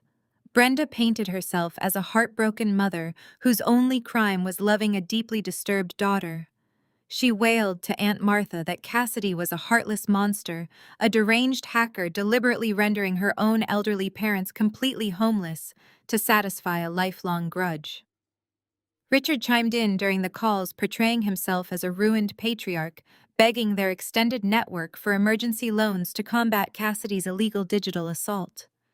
Their relatives, completely ignorant of the federal grand jury and the reality of the Blackwood criminal enterprise, ate up the fabricated tragedy. The smear campaign spread like a raging wildfire, transforming Cassidy into a public pariah within their vast circle. Back inside the secure walls of the pediatric intensive care unit, Cassidy remained entirely oblivious to the digital circus unfolding in the outside world.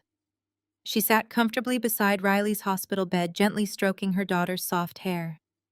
Riley was awake now, offering a weak but incredibly beautiful smile. The surgical recovery was progressing flawlessly.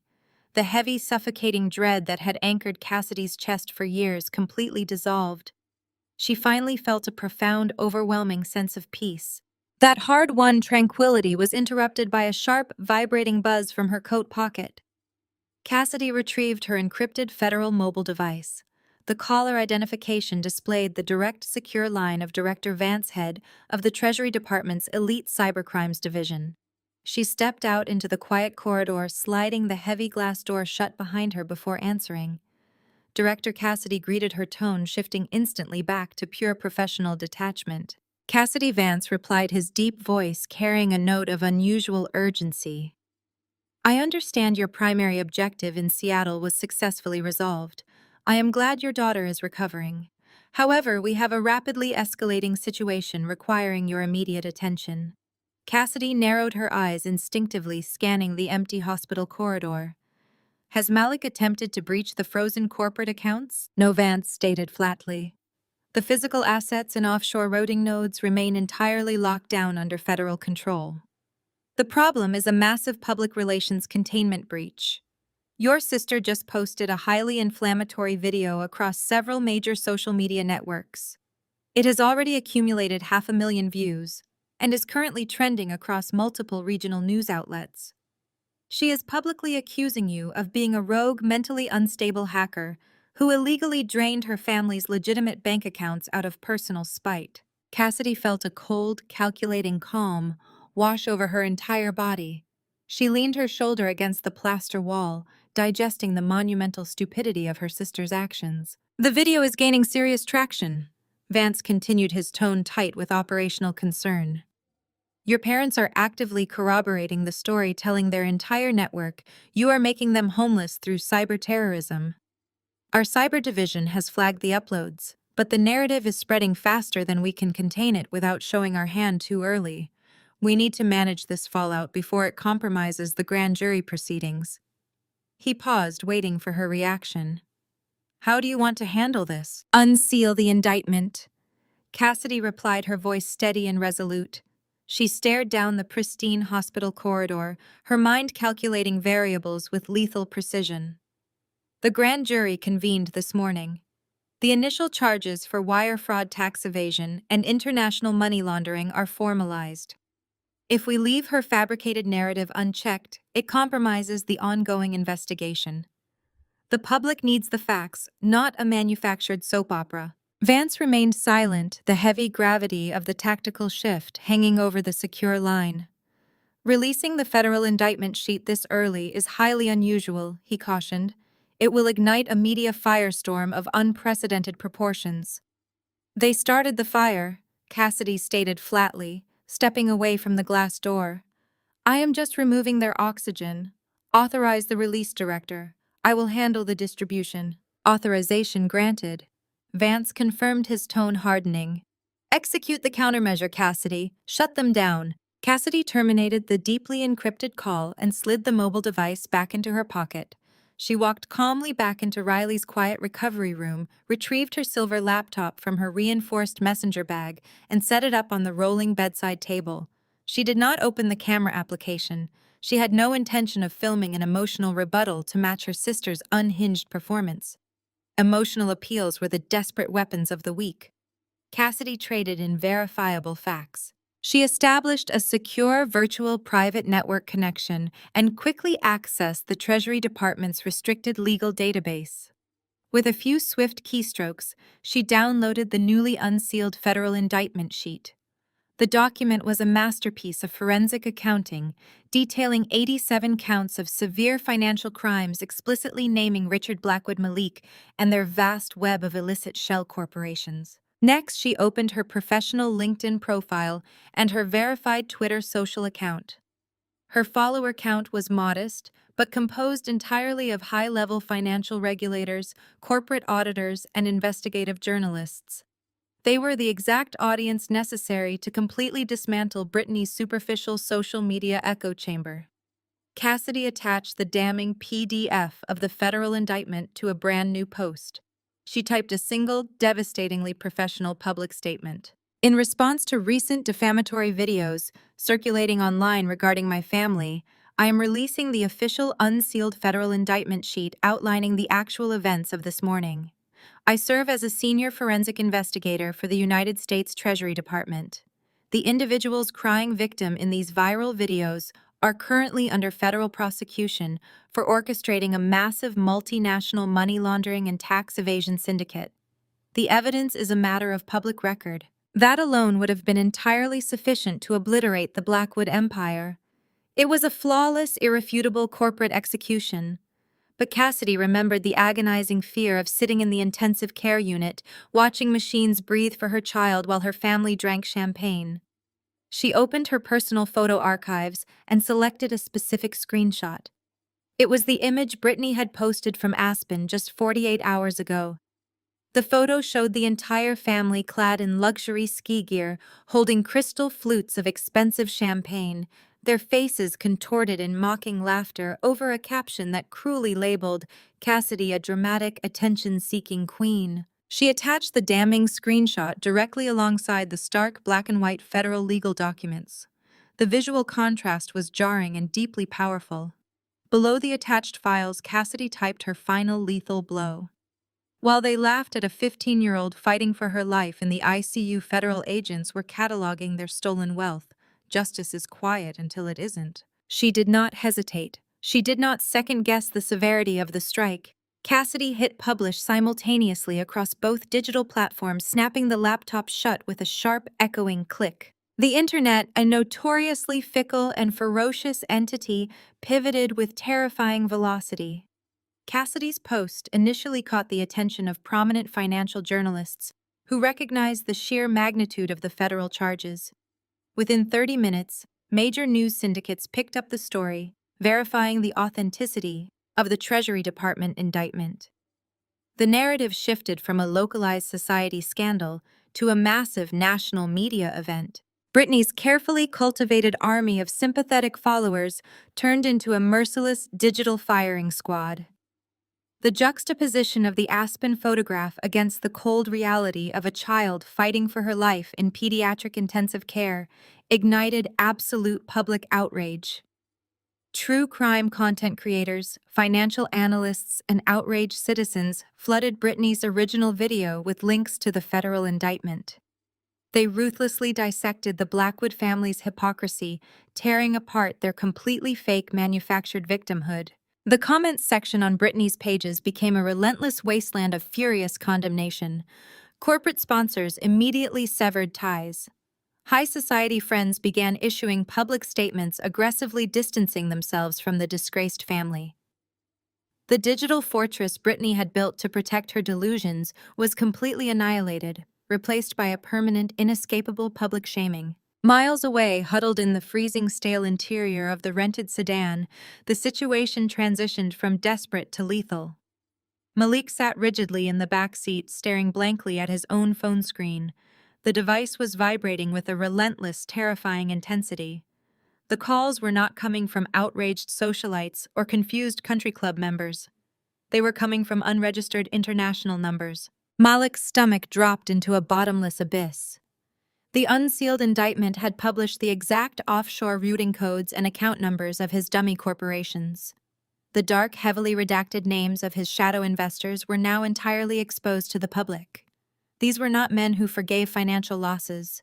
They were brutal shadow figures who operated far outside the bounds of traditional law enforcement. A text message flashed across Malik's screen from a scrambled European contact. The message contained only the screenshot of the federal indictment and 3 terrifying words. "Where is our stolen money now?" Malik's breathing turned shallow and frantic. The reality of Cassidy's strike finally settled over him with suffocating finality. The Blackwood family was ruined and socially exiled, but Malik was something far worse. He looked out the frosted window of the cheap rental car, realizing he was now a hunted man. The freezing air inside the rental car felt suffocatingly thick. Malik shoved the phone into his pocket, his chest heaving. He looked up, locking his bloodshot eyes onto the back of his wife's highlighted head. Brittany was furiously tapping on her shattered screen, muttering curses at the relentless notifications bearing her social media accounts. The fragile thread holding their sanity together snapped with a violent, audible crack. Malik lunged forward, grabbing her headrest. He unleashed a guttural roar, completely abandoning his polished persona. "It was your fault," he screamed, his spittle hitting the dashboard.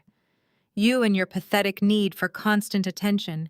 You basically handed the federal government a GPS tracker right to our front door." Brittany whipped around, her face twisting into a feral sneer. "Excuse me," she shrieked, slapping his hands away. "You are blaming me. You used a cipher a toddler could break. You were supposed to be the financial genius. You promised me absolute security, and instead you dragged my flawless reputation into a federal indictment." Malik barked a harsh laugh, slamming his fists against the roof. "Untraceable. Nothing is untraceable when my wife broadcasts every stolen dollar to 3 million followers. You bought a $200,000 diamond bracelet and posted the receipt online. You chartered a private jet to Aspen while your holding company defaulted on its loans. You handed them the keys to our destruction because you could not survive without internet validation." The argument devolved into a vicious screaming match. Brittany clawed at the air, hurling vile insults at Malik's competence and execution. Malik fired back with brutal assessments of her shallow intellect and parasitic spending habits. They tore into each other with the ruthless efficiency of two drowning people fighting over a life preserver, oblivious to their surroundings. In the driver's seat, Richard gripped the steering wheel until his knuckles turned white. He tuned out the deafening chaos erupting behind him, his mind already calculating an exit strategy. He caught Brenda's eye in the rearview mirror. They shared a silent look of mutual understanding. The empire was gone. The only remaining currency was freedom, and Richard had no intention of facing a bleak prison sentence. Richard slammed the car into drive, peeling away toward the city limits. He pulled into a decaying roadside motel. Using the last of his hidden emergency cash, he secured 2 adjoining rooms. He ordered Brittany and Malik into one room, citing the need for space, and ushered Brenda into the other, sliding the deadbolt lock the exact moment the door clicked shut. Richard paced the stained carpet, pulling out a prepaid burner phone. He dialed a defense attorney in Chicago, a man known for brokering immunity deals. Brenda sat on the edge of the mattress, listening intently as her husband negotiated their ultimate salvation. "We need to get ahead of this federal indictment immediately," Richard murmured into the receiver. "We are prepared to offer full cooperation with the grand jury. We will testify that Malik orchestrated the entire offshore supply chain fraud. We will claim we were ignorant, trusting investors manipulated by our son. We can provide his operational dates and access codes. We will hand you Malik on a silver platter, but Brenda and I require absolute immunity and the unfreezing of our retirement accounts." Brenda nodded, her survival instinct overriding any affection for her daughter's husband. They would throw Malik to the wolves without a second thought to finance their own comfortable exile. It was a flawless maneuver, or at least it would have been if the drywall was not thin. Malik stood still, his ear pressed against the connecting door. The argument had exhausted Brittany, leaving her sobbing face down on the bedspread. Malik had walked to the door to demand the car keys, only to hear the sound of Richard brokering his destruction. The audacity of the betrayal paralyzed him. Richard was going to serve him up to federal prosecutors while the older couple walked away clean. The terror that had gripped Malik evaporated, replaced by a cold fury. He stepped back from the door, his eyes scanning the room. He did not yell. He did not bang on the walls. He waited. 20 minutes later, Richard stepped out of his room, an empty ice bucket in his hand. The night air was freezing, biting through his shirt. As Richard rounded the corner toward the stairwell, a heavy hand shot out from the shadows, grabbing him by the collar. Malik slammed the man against the brick wall.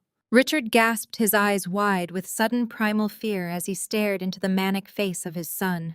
Malik pressed his heavy forearm against Richard's exposed throat, cutting off his air supply just enough to enforce absolute compliance. "I heard every single word you said to that lawyer," Malik hissed, his voice a lethal vibrating growl.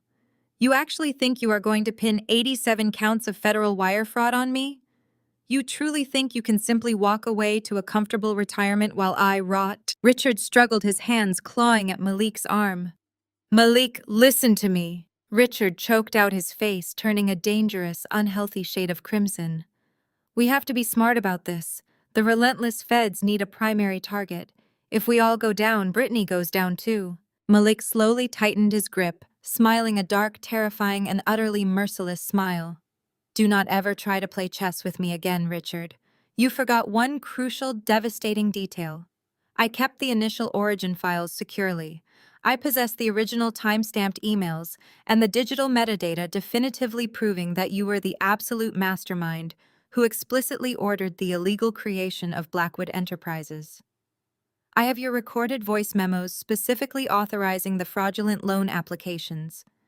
If you even attempt to cut a cowardly plea deal with the Treasury Department, I will personally walk those unencrypted hard drives directly into Cassidy's waiting hands right here and now. Richard stared into Malik's manic eyes, the freezing air burning his lungs. The older man's throat worked convulsively against the pressure of his son's thick forearm.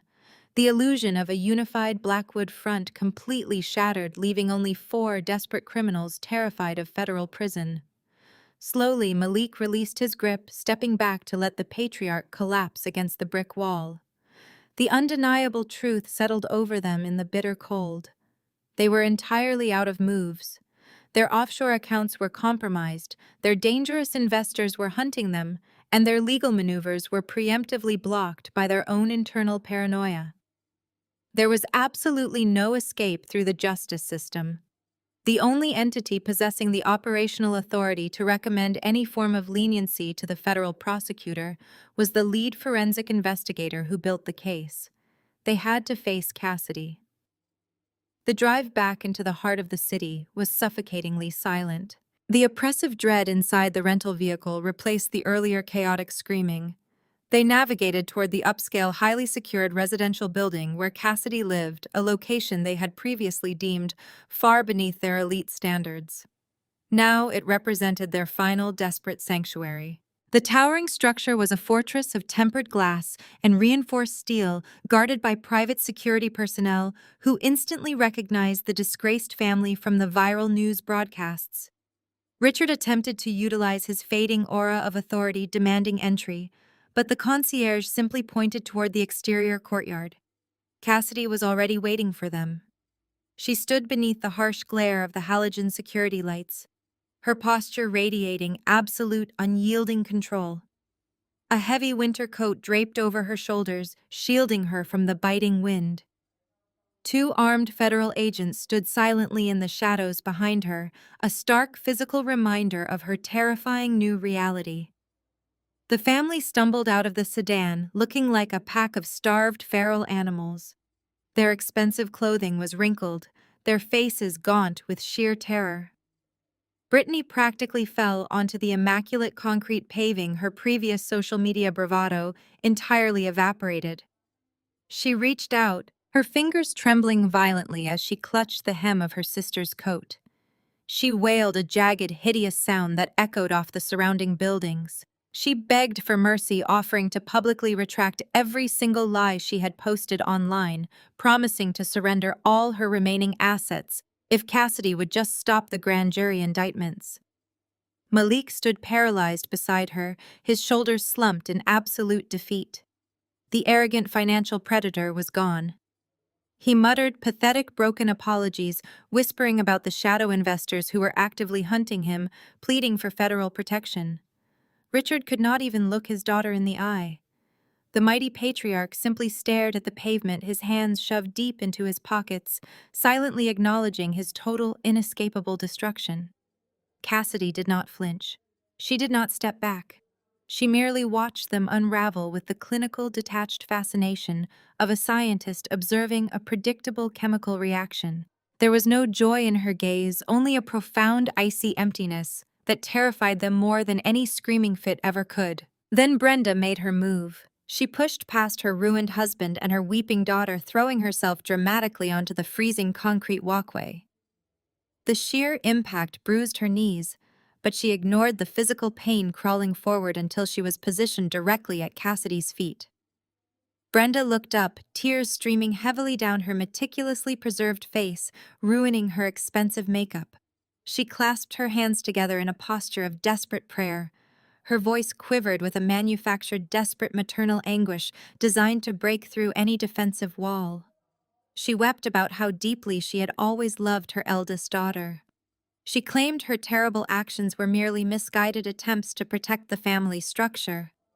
She spun a frantic, disjointed narrative of regret, insisting she had always secretly championed Cassidy's intelligence, but was simply too intimidated by Richard's overbearing demands to show her true affection. Brenda begged for a single shred of compassion, reminding Cassidy of their shared blood, pleading that a daughter could not possibly condemn her own mother to rot in a federal penitentiary.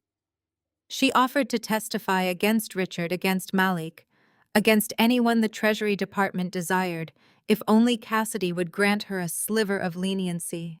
She clawed at the air, her voice cracking as she repeatedly swore she would spend the rest of her natural life making amends for her past cruelties. Cassidy remained perfectly still. The bitter wind whipped through the courtyard, rustling the heavy fabric of her coat. She looked down at the weeping, pathetic woman kneeling on the ground. She analyzed the frantic, desperate lies spilling from her mother's mouth. There was absolutely zero genuine remorse in Brenda's frantic performance. There was only the primal, selfish terror of an animal caught firmly in a steel trap. Cassidy slowly lowered her gaze, her expression completely devoid of mercy.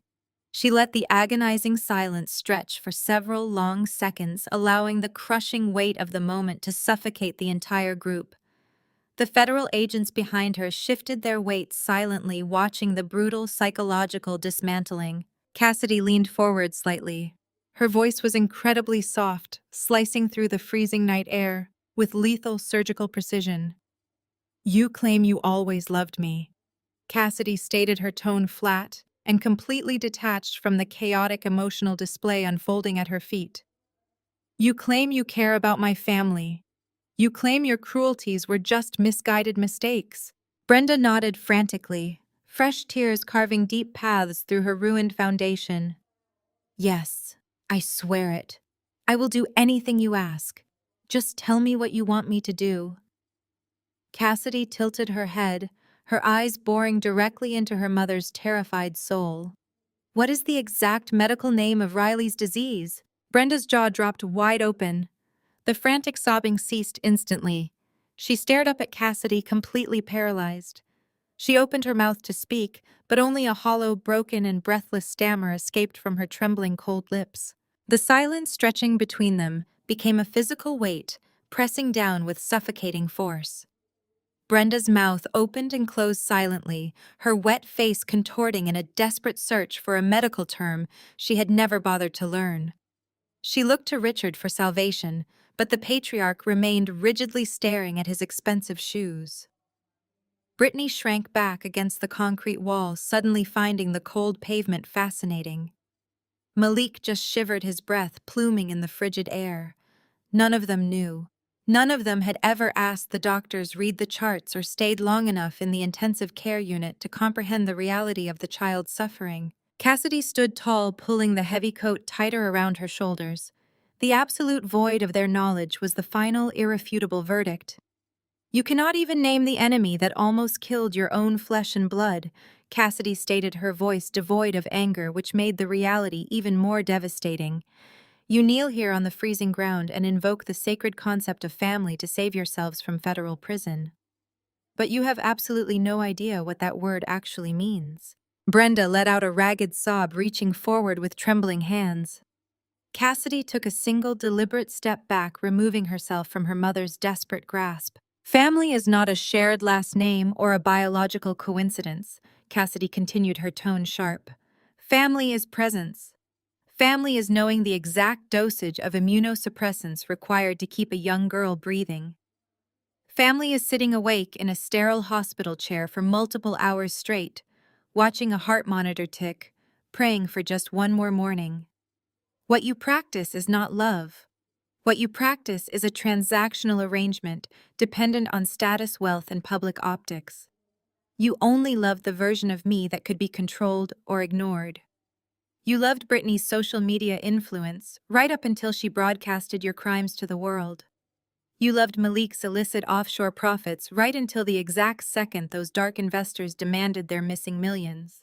And you, Richard, loved your own reflection in the mirror so much you willingly sacrificed your entire lineage to protect your fraudulent empire. Richard lifted his head, his face pale and drawn. Cassidy, please listen to reason. We can make this right. We can compensate you. We can set up a trust for Riley's medical care. Whatever you need, we will provide it. Just give us the chance to fix this nightmare. You cannot purchase absolution with stolen currency, Cassidy replied coldly. Your superficial affection was always conditional on compliance and utility. The moment I stopped playing the quiet, unremarkable disappointment, I ceased to exist for you. When I needed a mother, Brenda, you were at a charity gala posing for photographers. When I needed a father, Richard, you were orchestrating shell companies to hide tax evasion. When Riley was fighting for her fragile life, the four of you were drinking imported champagne in ski resorts and laughing at my desperation. You do not want forgiveness, you just want an escape hatch. Malik stepped forward, his hands raised in surrender. The feds will listen to you, he begged, his voice cracking with terror. You built the entire forensic trail. You know the exact architecture of the indictment. You can tell the federal prosecutor that we were coerced, that we made a mistake. You can recommend leniency. You have the power to stop the grand jury. Cassidy shook her head, her gaze sweeping over the ruined figures huddled in the harsh security lights. Her expression remained impassive, a mask of pure professional detachment. You are begging the wrong person, Cassidy stated flatly, dismantling their final illusion. I am a senior forensic investigator for the United States Treasury Department. My job is to follow the money, untangle the fraud, and present the facts to the Department of Justice. I completed that job flawlessly. The federal prosecutor already has the unencrypted drive's routing numbers and recorded authorizations. I handed them every single piece of evidence required to bury Blackwood Enterprises forever. Brittany let out a piercing shriek, burying her face in her hands. Richard swayed on his feet, the color draining from his skin. There will be no plea deals, Cassidy continued, her voice echoing off the glass facades. The prosecutor reviewed the offshore supply chain logs an hour ago. The evidence is absolute, irrefutable, and damning. There is no immunity on the table. There is no leniency to be recommended. The United States government does not negotiate with syndicates that launder money for international criminals.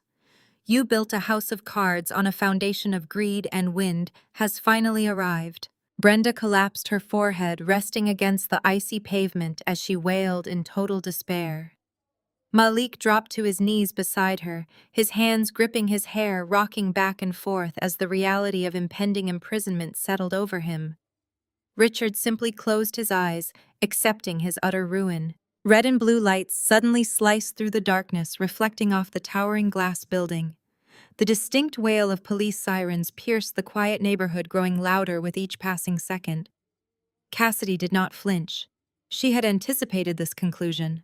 My building security team has strict protocols regarding trespassers, Cassidy noted, watching two marked patrol cars violently swerve into the courtyard driveway.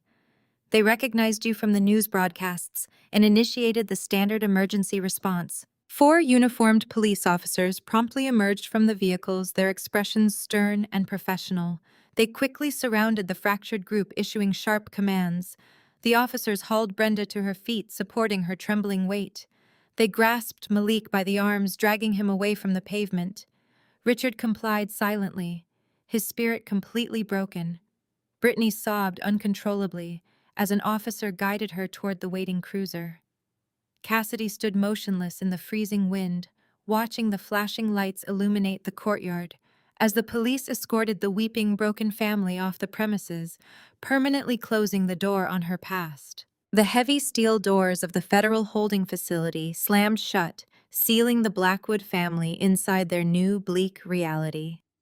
Far away from the sterile concrete cells, Cassidy sat in a brightly lit conference room at the Department of Justice, surrounded by towering stacks of financial documents and digital display boards. The preparation for the impending trial demanded absolute perfection. Assistant United States Attorney Vance leaned against the mahogany table, listening intently, as Cassidy meticulously outlined the architecture of the prosecution's case. She walked him through the labyrinthine offshore networks, demonstrating exactly how she had shattered Malik's supposedly impenetrable encryption. Her fingers flew across her laptop keyboard, projecting complex flowcharts onto the massive screen. She detailed the exact sequence of wire transfers, the fabricated invoices, and the dummy corporations registered in the Cayman Islands. Every illicit transaction was highlighted in brilliant red, creating an undeniable roadmap of systemic corruption. She explained the painstaking process of cross-referencing maritime shipping manifests with fraudulent holding company ledgers to prove that the Blackwoods luxury imports were financed entirely by stolen capital. Her voice remained steady, a metronome of pure verifiable data. Cassidy revealed how she had discovered the primary vulnerability in their syndicate. Malik had arrogantly reused a single obscure alphanumeric routing cipher across 70 different accounts, believing his proprietary algorithm was flawless. Cassidy had noticed the repeating anomaly during a late-night audit, isolating the pattern and reverse engineering the entire financial structure. She showed Vance the precise moment Brittany's social media posts intersected with the illicit money flow. A photograph of a diamond necklace uploaded from a Parisian boutique perfectly matched the exact timestamp and withdrawal amount from a hidden Swiss account, destroying any plausible deniability. The sheer brilliance of Cassidy's forensic reconstruction left the seasoned prosecutors in the room completely speechless. She had not merely followed the money, she had reconstructed the entire psychological profile of their arrogance through raw accounting data. The evidence was not just a collection of numbers, it was a devastating narrative of hubris neatly packaged for a jury's comprehension. While Cassidy orchestrated the legal annihilation of her tormentors, a completely different kind of miracle was unfolding inside the pediatric rehabilitation wing. The harsh, terrifying beeping of intensive care monitors had been replaced by the soft, steady rhythm of healing. Riley sat in a brightly colored physical therapy room, her cheeks flushed with returning color. The frail, desperately ill child who had hovered on the brink of death was slowly transforming into a resilient, energetic teenager. She grasped the parallel bars, pulling herself up with trembling but determined arms, letting out a breathless laugh as she took 3 unsupported steps. Her physical therapist cheered a sound of genuine, unadulterated joy that resonated deeply within Cassidy's soul whenever she received the video updates. Riley's hair was growing back. Her eyes sparkled with renewed mischief, and the suffocating shadow of the disease was finally retreating. The contrast was profound and beautiful. As the Blackwood Empire crumbled into dust, Cassidy's true family was rebuilding itself brick by brick, fueled by love, resilience, and genuine hope. Conversely, the atmosphere inside the federal deposition rooms was toxic, suffocating, and dripping with venom. The unified front the Blackwoods had so desperately tried to project had disintegrated into a vicious every-man-for-himself bloodbath. Malik sat shackled in an orange jumpsuit, his hands trembling as he stared across the polished wooden table at his wife. Brittany glared back at him, her eyes burning with pure, unadulterated hatred. She had already signed a proffer agreement, eagerly volunteering to surrender every shred of Malik's confidential communications in exchange for a reduced sentence. During the recorded depositions, she ruthlessly detailed his late-night panic attacks, his illegal meetings with shadow investors, and his pathetic attempts to hide assets. Malik retaliated with equal savagery, providing federal agents with a meticulous accounting of Brittany's complicit spending, proving she knew exactly where the dirty money originated. They turned on each other with the ferocity of cornered rats, their supposed marital bond evaporating the moment the federal indictments were handed down. Richard and Brenda were faring no better in their separate interrogation cells. The mighty patriarch, stripped of his tailored suits and country club bravado, looked like a hollow, frightened shell. He wept openly during his interviews, pathetically attempting to cast all blame onto his son-in-law, insisting Malik had manipulated him. Brenda corroborated her husband's cowardice, singing like a canary to anyone wearing a federal badge. She offered up decades of Richard's shady tax maneuvers just to secure a better cell block for herself. The investigators simply let the recording devices run, allowing the family to utterly destroy one another. Their depositions were a masterclass in betrayal. Every word they spoke only reinforced Cassidy's forensic findings, weaving the final threads of their own inescapable noose. There was no loyalty left, no shared legacy to protect, only a desperate, pathetic scramble for the bottom. Cassidy reviewed the transcripts of these depositions with clinical detachment. She integrated their vicious confessions into her trial exhibits, mapping their contradictory lies against the immutable truth of the bank ledgers.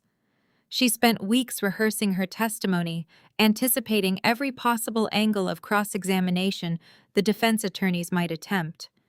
Vance threw aggressive, rapid-fire questions at her, trying to rattle her composure, but Cassidy remained a fortress of calm. She had lived in the shadow of their psychological warfare for decades. No high-priced defense attorney could possibly intimidate her now. The data was her armor, the truth was her weapon, and she wielded both with absolute uncompromising mastery. The highly anticipated morning of the federal trial finally arrived, dawning cold and brilliantly clear. A chaotic swarm of reporters and curious onlookers flooded the wide stone steps of the courthouse, eager for a glimpse of the disgraced socialites. Cassidy stepped out of a sleek government vehicle, ignoring the flashing cameras. She wore a perfectly tailored sharp charcoal suit, projecting absolute untouchable authority. Completely unrecognizable from the timid girl they used to bully, Cassidy walked confidently inside. The flashing sirens finally vanished into the freezing night, carrying the broken remnants of her family away. Months of relentless trial preparation followed, leading directly to this moment. The heavy oak doors of courtroom 4B swung open, admitting her into the cavernous wooden arena where their fate would be permanently sealed. Cassidy moved with purposeful strides toward the prosecution table, the rhythmic click of her heels echoing across the gallery. She took her seat beside Vance, ignoring the scorching glares boring into her back from the defense table. The space felt electric, thick with the manufactured confidence of highly paid attorneys and the palpable sweaty terror of the defendants. When the bailiff called her name, she rose smoothly, swearing her official oath without any visible emotion. Vance began the direct examination, laying a meticulous foundation. He guided her through her credentials, her decade of forensic accounting experience, and her unblemished record at the Treasury Department. Cassidy answered with surgical precision, establishing herself not as a relative, but as an unimpeachable federal authority. Then came the questioning. Malik's lead counsel, a ruthless litigator named Harrison, swaggered toward the podium. His strategy was glaringly obvious. He intended to assassinate her character, banking on the jury, viewing this as a petty, vindictive family squabble rather than a sprawling criminal conspiracy. "Miss Blackwood," Harrison began, his tone dripping with patronizing skepticism, "or should I say agent, it is no secret that your relationship with your family is, let us say, fractured. You were estranged for years. Is it not true that you harbored deep resentment toward my client for his rapid financial success while you languished in civil service?" Cassidy did not flinch. She locked eyes with Harrison, allowing a beat of absolute silence to stretch across the courtroom. "My personal relationships have zero bearing on the immutable nature of mathematics, Mr. Harrison. I do not harbor resentment. I harbor data." Harrison sneered, leaning heavily against the wooden rail. "Data can be interpreted, agent. You claim my client engaged in malicious fraud, but isn't it entirely possible this was merely negligent bookkeeping, a series of unfortunate administrative errors compounded by an overzealous investigator out to settle a childhood score?" Cassidy leaned forward, her posture shifting from passive witness to apex predator. She did not raise her voice, but the sudden drop in temperature in the room was palpable. "Administrative errors do not utilize 70 shell companies layered across 5 international tax havens. Negligence does not actively purchase encrypted proprietary software to scrub IP addresses before routing funds through dummy corporations in the Cayman Islands." If you refer to Exhibit F line 400, you will see a direct transfer of $2.5 million. That transfer occurred exactly 3 minutes after a text message from your client explicitly stating, "Wash the accounts, the feds are auditing the parent firm." That is not sloppy bookkeeping. That is premeditated, malicious, and highly coordinated systemic fraud. Harrison swallowed hard, his swagger faltering. He attempted to pivot, bringing up Brittany and your sister. You expect this jury to believe a social media influencer was a criminal mastermind? You are projecting your own bitter jealousy onto her legitimate brand endorsements. I expect the jury to read Exhibit M, Cassidy shot back instantly, her gaze shifting to her sister, who visibly shrank in her chair. Brittany received $400,000 in brand partnership payouts from a shell company registered to a deceased man in Cyprus. The corresponding metadata from her mobile device proves she personally generated those invoices using a randomized VPN. She knew the origin of the capital. She actively participated in the concealment. My personal feelings toward her vanity are irrelevant. The blockchain ledger is absolute. She spent the next 3 hours systematically dismantling every single defense theory. She wielded complex financial algorithms, like lethal weapons, translating dense offshore routing protocols into undeniable proof of criminal intent. She demonstrated how Richard had signed off on the initial fraudulent loan applications, knowing full well the collateral assets were entirely fabricated. She proved Malik had knowingly courted dangerous international syndicates to inflate their profit margins. She presented the irrefutable paper trail connecting Brenda to the offshore wire transfers used to fund their extravagant lifestyle while their holding companies defaulted. It was a flawless, devastating, and entirely inescapable execution. At the defense table, the horrifying reality finally crushed the last remnants of the Blackwood arrogance. Richard stared at his eldest daughter, his mouth slightly ajar, his skin the color of old parchment. This was not the quiet, compliant girl he had ignored and belittled for decades. Brenda clutched her expensive pearls, her eyes wide with sheer, unadulterated terror. She realized she was not looking at her child. She was looking at the architect of her doom. Brittany chewed her lip until it bled, her gaze darting frantically around the room, searching for an escape that did not exist. Malik sat perfectly rigid, sweat beading on his forehead, as Cassidy systematically dismantled his supposed genius, exposing him as nothing more than a sloppy, desperate thief. They were absolutely terrified of her. She was a titanium vault of logic and evidence, impervious to their tears, their manipulation, and their money. They had spent their entire lives underestimating her, and that fatal miscalculation had ultimately orchestrated their destruction. The defeated defense rested their pathetic case shortly after Harrison abandoned his futile questioning, thoroughly beaten and demoralized. The closing arguments delivered by the federal prosecutors were swift and effective. Vance simply pointed to the mountain of forensic evidence Cassidy had verified, letting the numbers speak for themselves. The judge turned to the jury box, delivering his final somber instructions. The 12 men and women stood in unison, their faces grave, and filed out of the courtroom to deliberate. The heavy, reinforced oak doors clicked firmly shut behind them, echoing loudly across the room. The fate of the Blackwood dynasty, their wealth, their freedom, and their very survival now hung entirely in the balance. The agonizing, suffocating wait for the final judgment lasted a mere 3 hours, a remarkably short deliberation for such a complex, monumental financial case.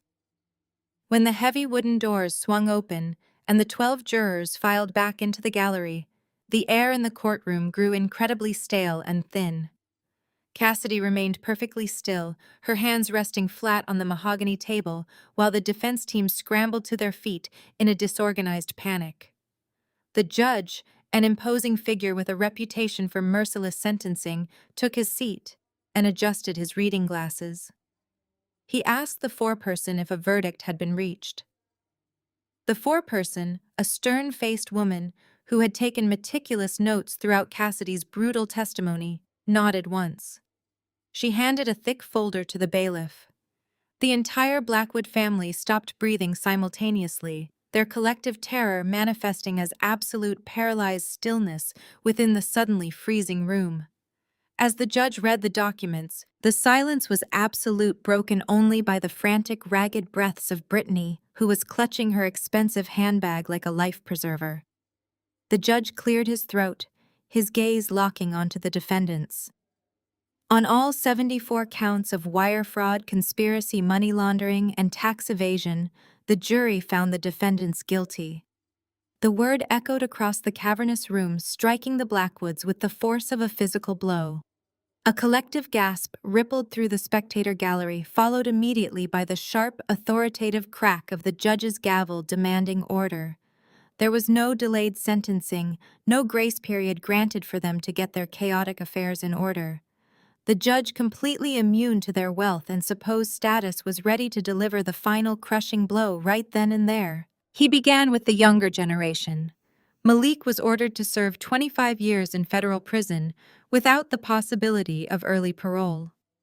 The judge explicitly cited his profound arrogance and malicious intent to defraud international investors. Malik physically collapsed into his chair, his broad shoulders shaking violently, as federal marshals immediately moved in to secure him. Brittany, completely stripped of her usual arrogant defiance, received a devastating sentence of exactly 15 years. The judge completely dismissed her tears, noting her active, enthusiastic participation in spending stolen funds to finance her hollow, luxurious lifestyle. She let out a guttural, horrifying scream, her manicured fingers clawing desperately at the heavy wooden table, thrashing wildly as the bailiffs approached her. For Richard and Brenda, the punishment was designed to strip away the only thing they ever truly worshipped. The judge ordered complete and immediate asset forfeiture, imposing a mandatory restitution penalty of $98 million. Every bank account, every offshore trust, every piece of real estate, including the sprawling mansion they currently lived in, was seized by the federal government. They were left absolutely destitute, stripped of their power, their influence, and their stolen wealth.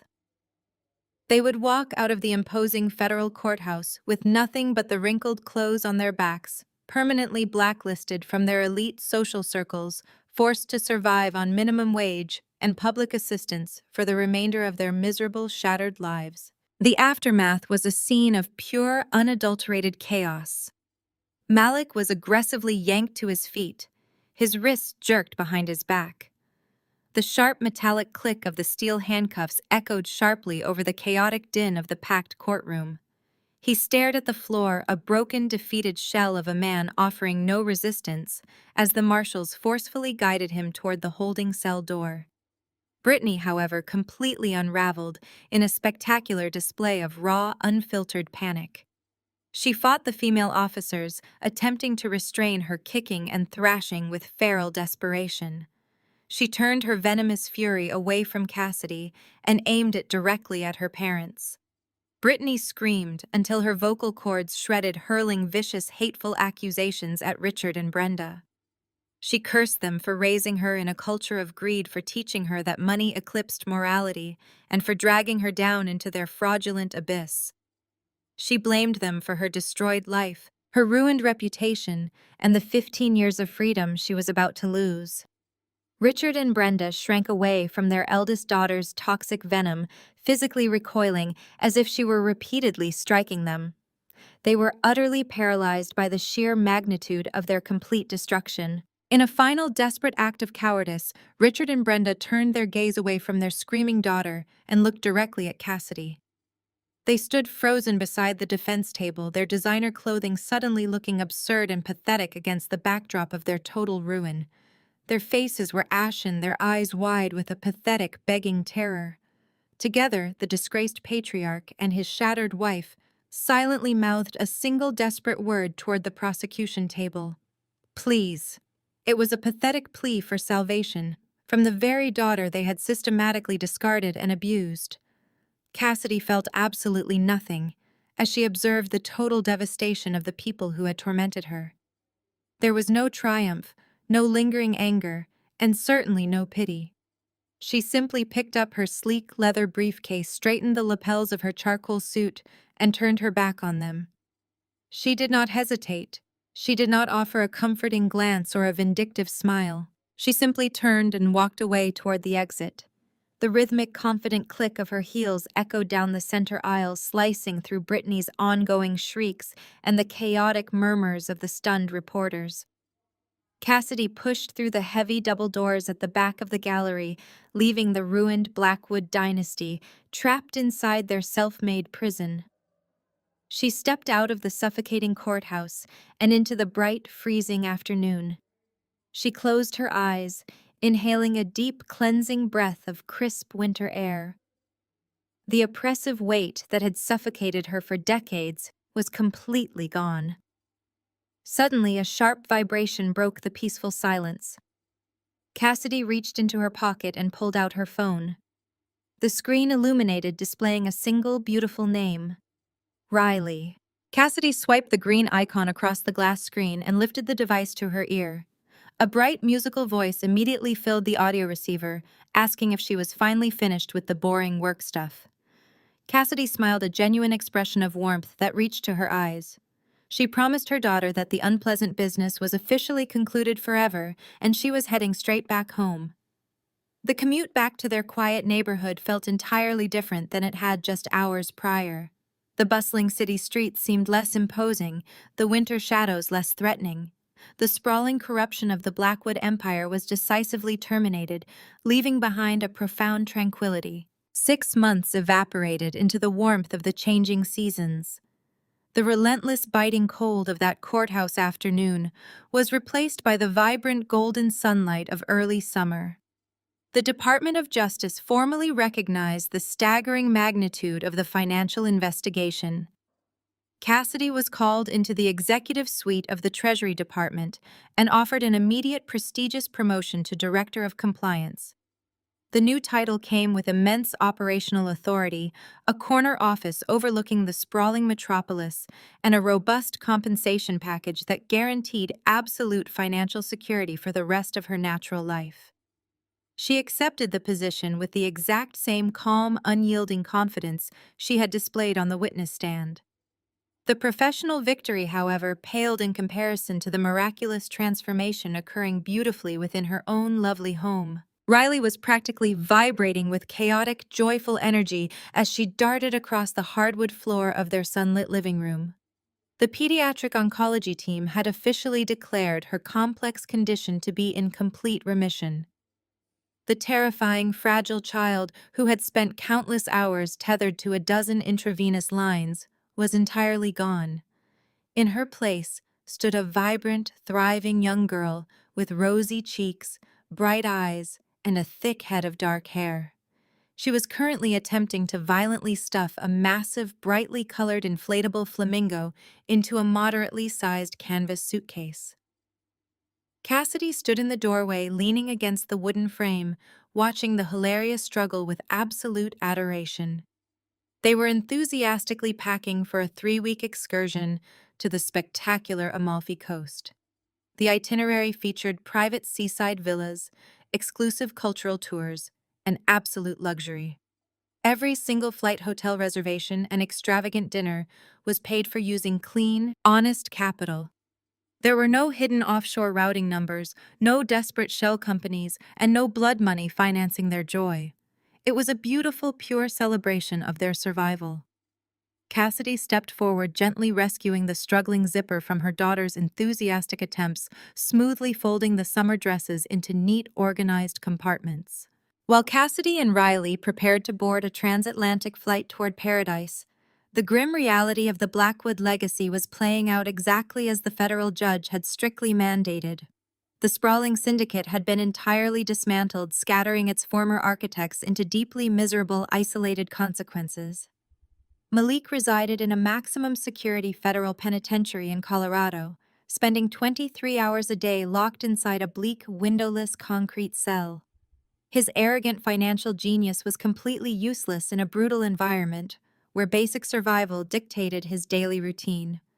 Thousands of miles away, in a separate women's correctional facility, Brittany was experiencing an identical nightmare. Stripped of her digital influence, designer clothing, and sycophantic followers, she was forced to perform manual labor in the prison laundry room, for pennies an hour. Her hollow, desperate attempts to manipulate the complex prison hierarchy had resulted in severe social ostracization. Meanwhile, Richard and Brenda were navigating a punishment that they found infinitely worse than incarceration.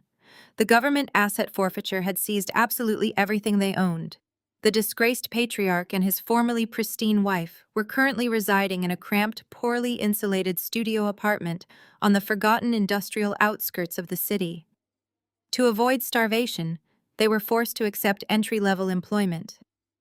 Richard operated a noisy, greasy deep fryer at a local fast food franchise, while Brenda spent her days mopping the scuffed linoleum floors of a discount grocery store. They were completely invisible, destitute, and eternally trapped in the squalor they had always mocked. Cassidy snapped the metallic latches of the canvas suitcase completely shut, lifting the heavy luggage with grace.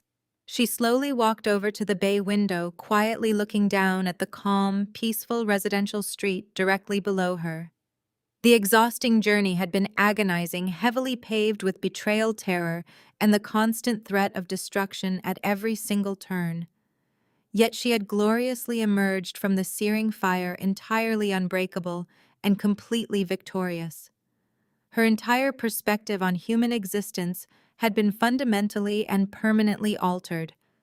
The biological connection she shared with the malicious Blackwoods meant absolutely nothing to her anymore. Blood was merely a simple genetic coincidence, a completely random, meaningless roll of the scientific biological dice. True family was definitely not determined by shared DNA strands or superficial, carefully manufactured loyalty. True family was forged and built through consistent emotional presence, deep mutual respect, and unwavering unconditional support during the darkest, most terrifying hours of absolute despair. The toxic, relentless cruelty her terrible parents and arrogant siblings had relentlessly inflicted upon her was specifically meant to permanently break her spirit, to force her into submission, and to keep her forever compliant and silently obedient. Instead, they had inadvertently provided the exact, highly combustible psychological fuel she desperately required to construct an impenetrable, gleaming armor of self-reliance. She had actively utilized their intense malice as the incredibly solid, unyielding foundation to build an unshakable, brilliantly beautiful new life for both herself and her beloved daughter. She had completely fought them on every single front, and she had decisively won completely and utterly. They thought they could leave us to die in the cold, but they forgot one thing: I control the fire. Has anyone ever underestimated you only to watch you become the architect of their downfall? Share your story in the comments below.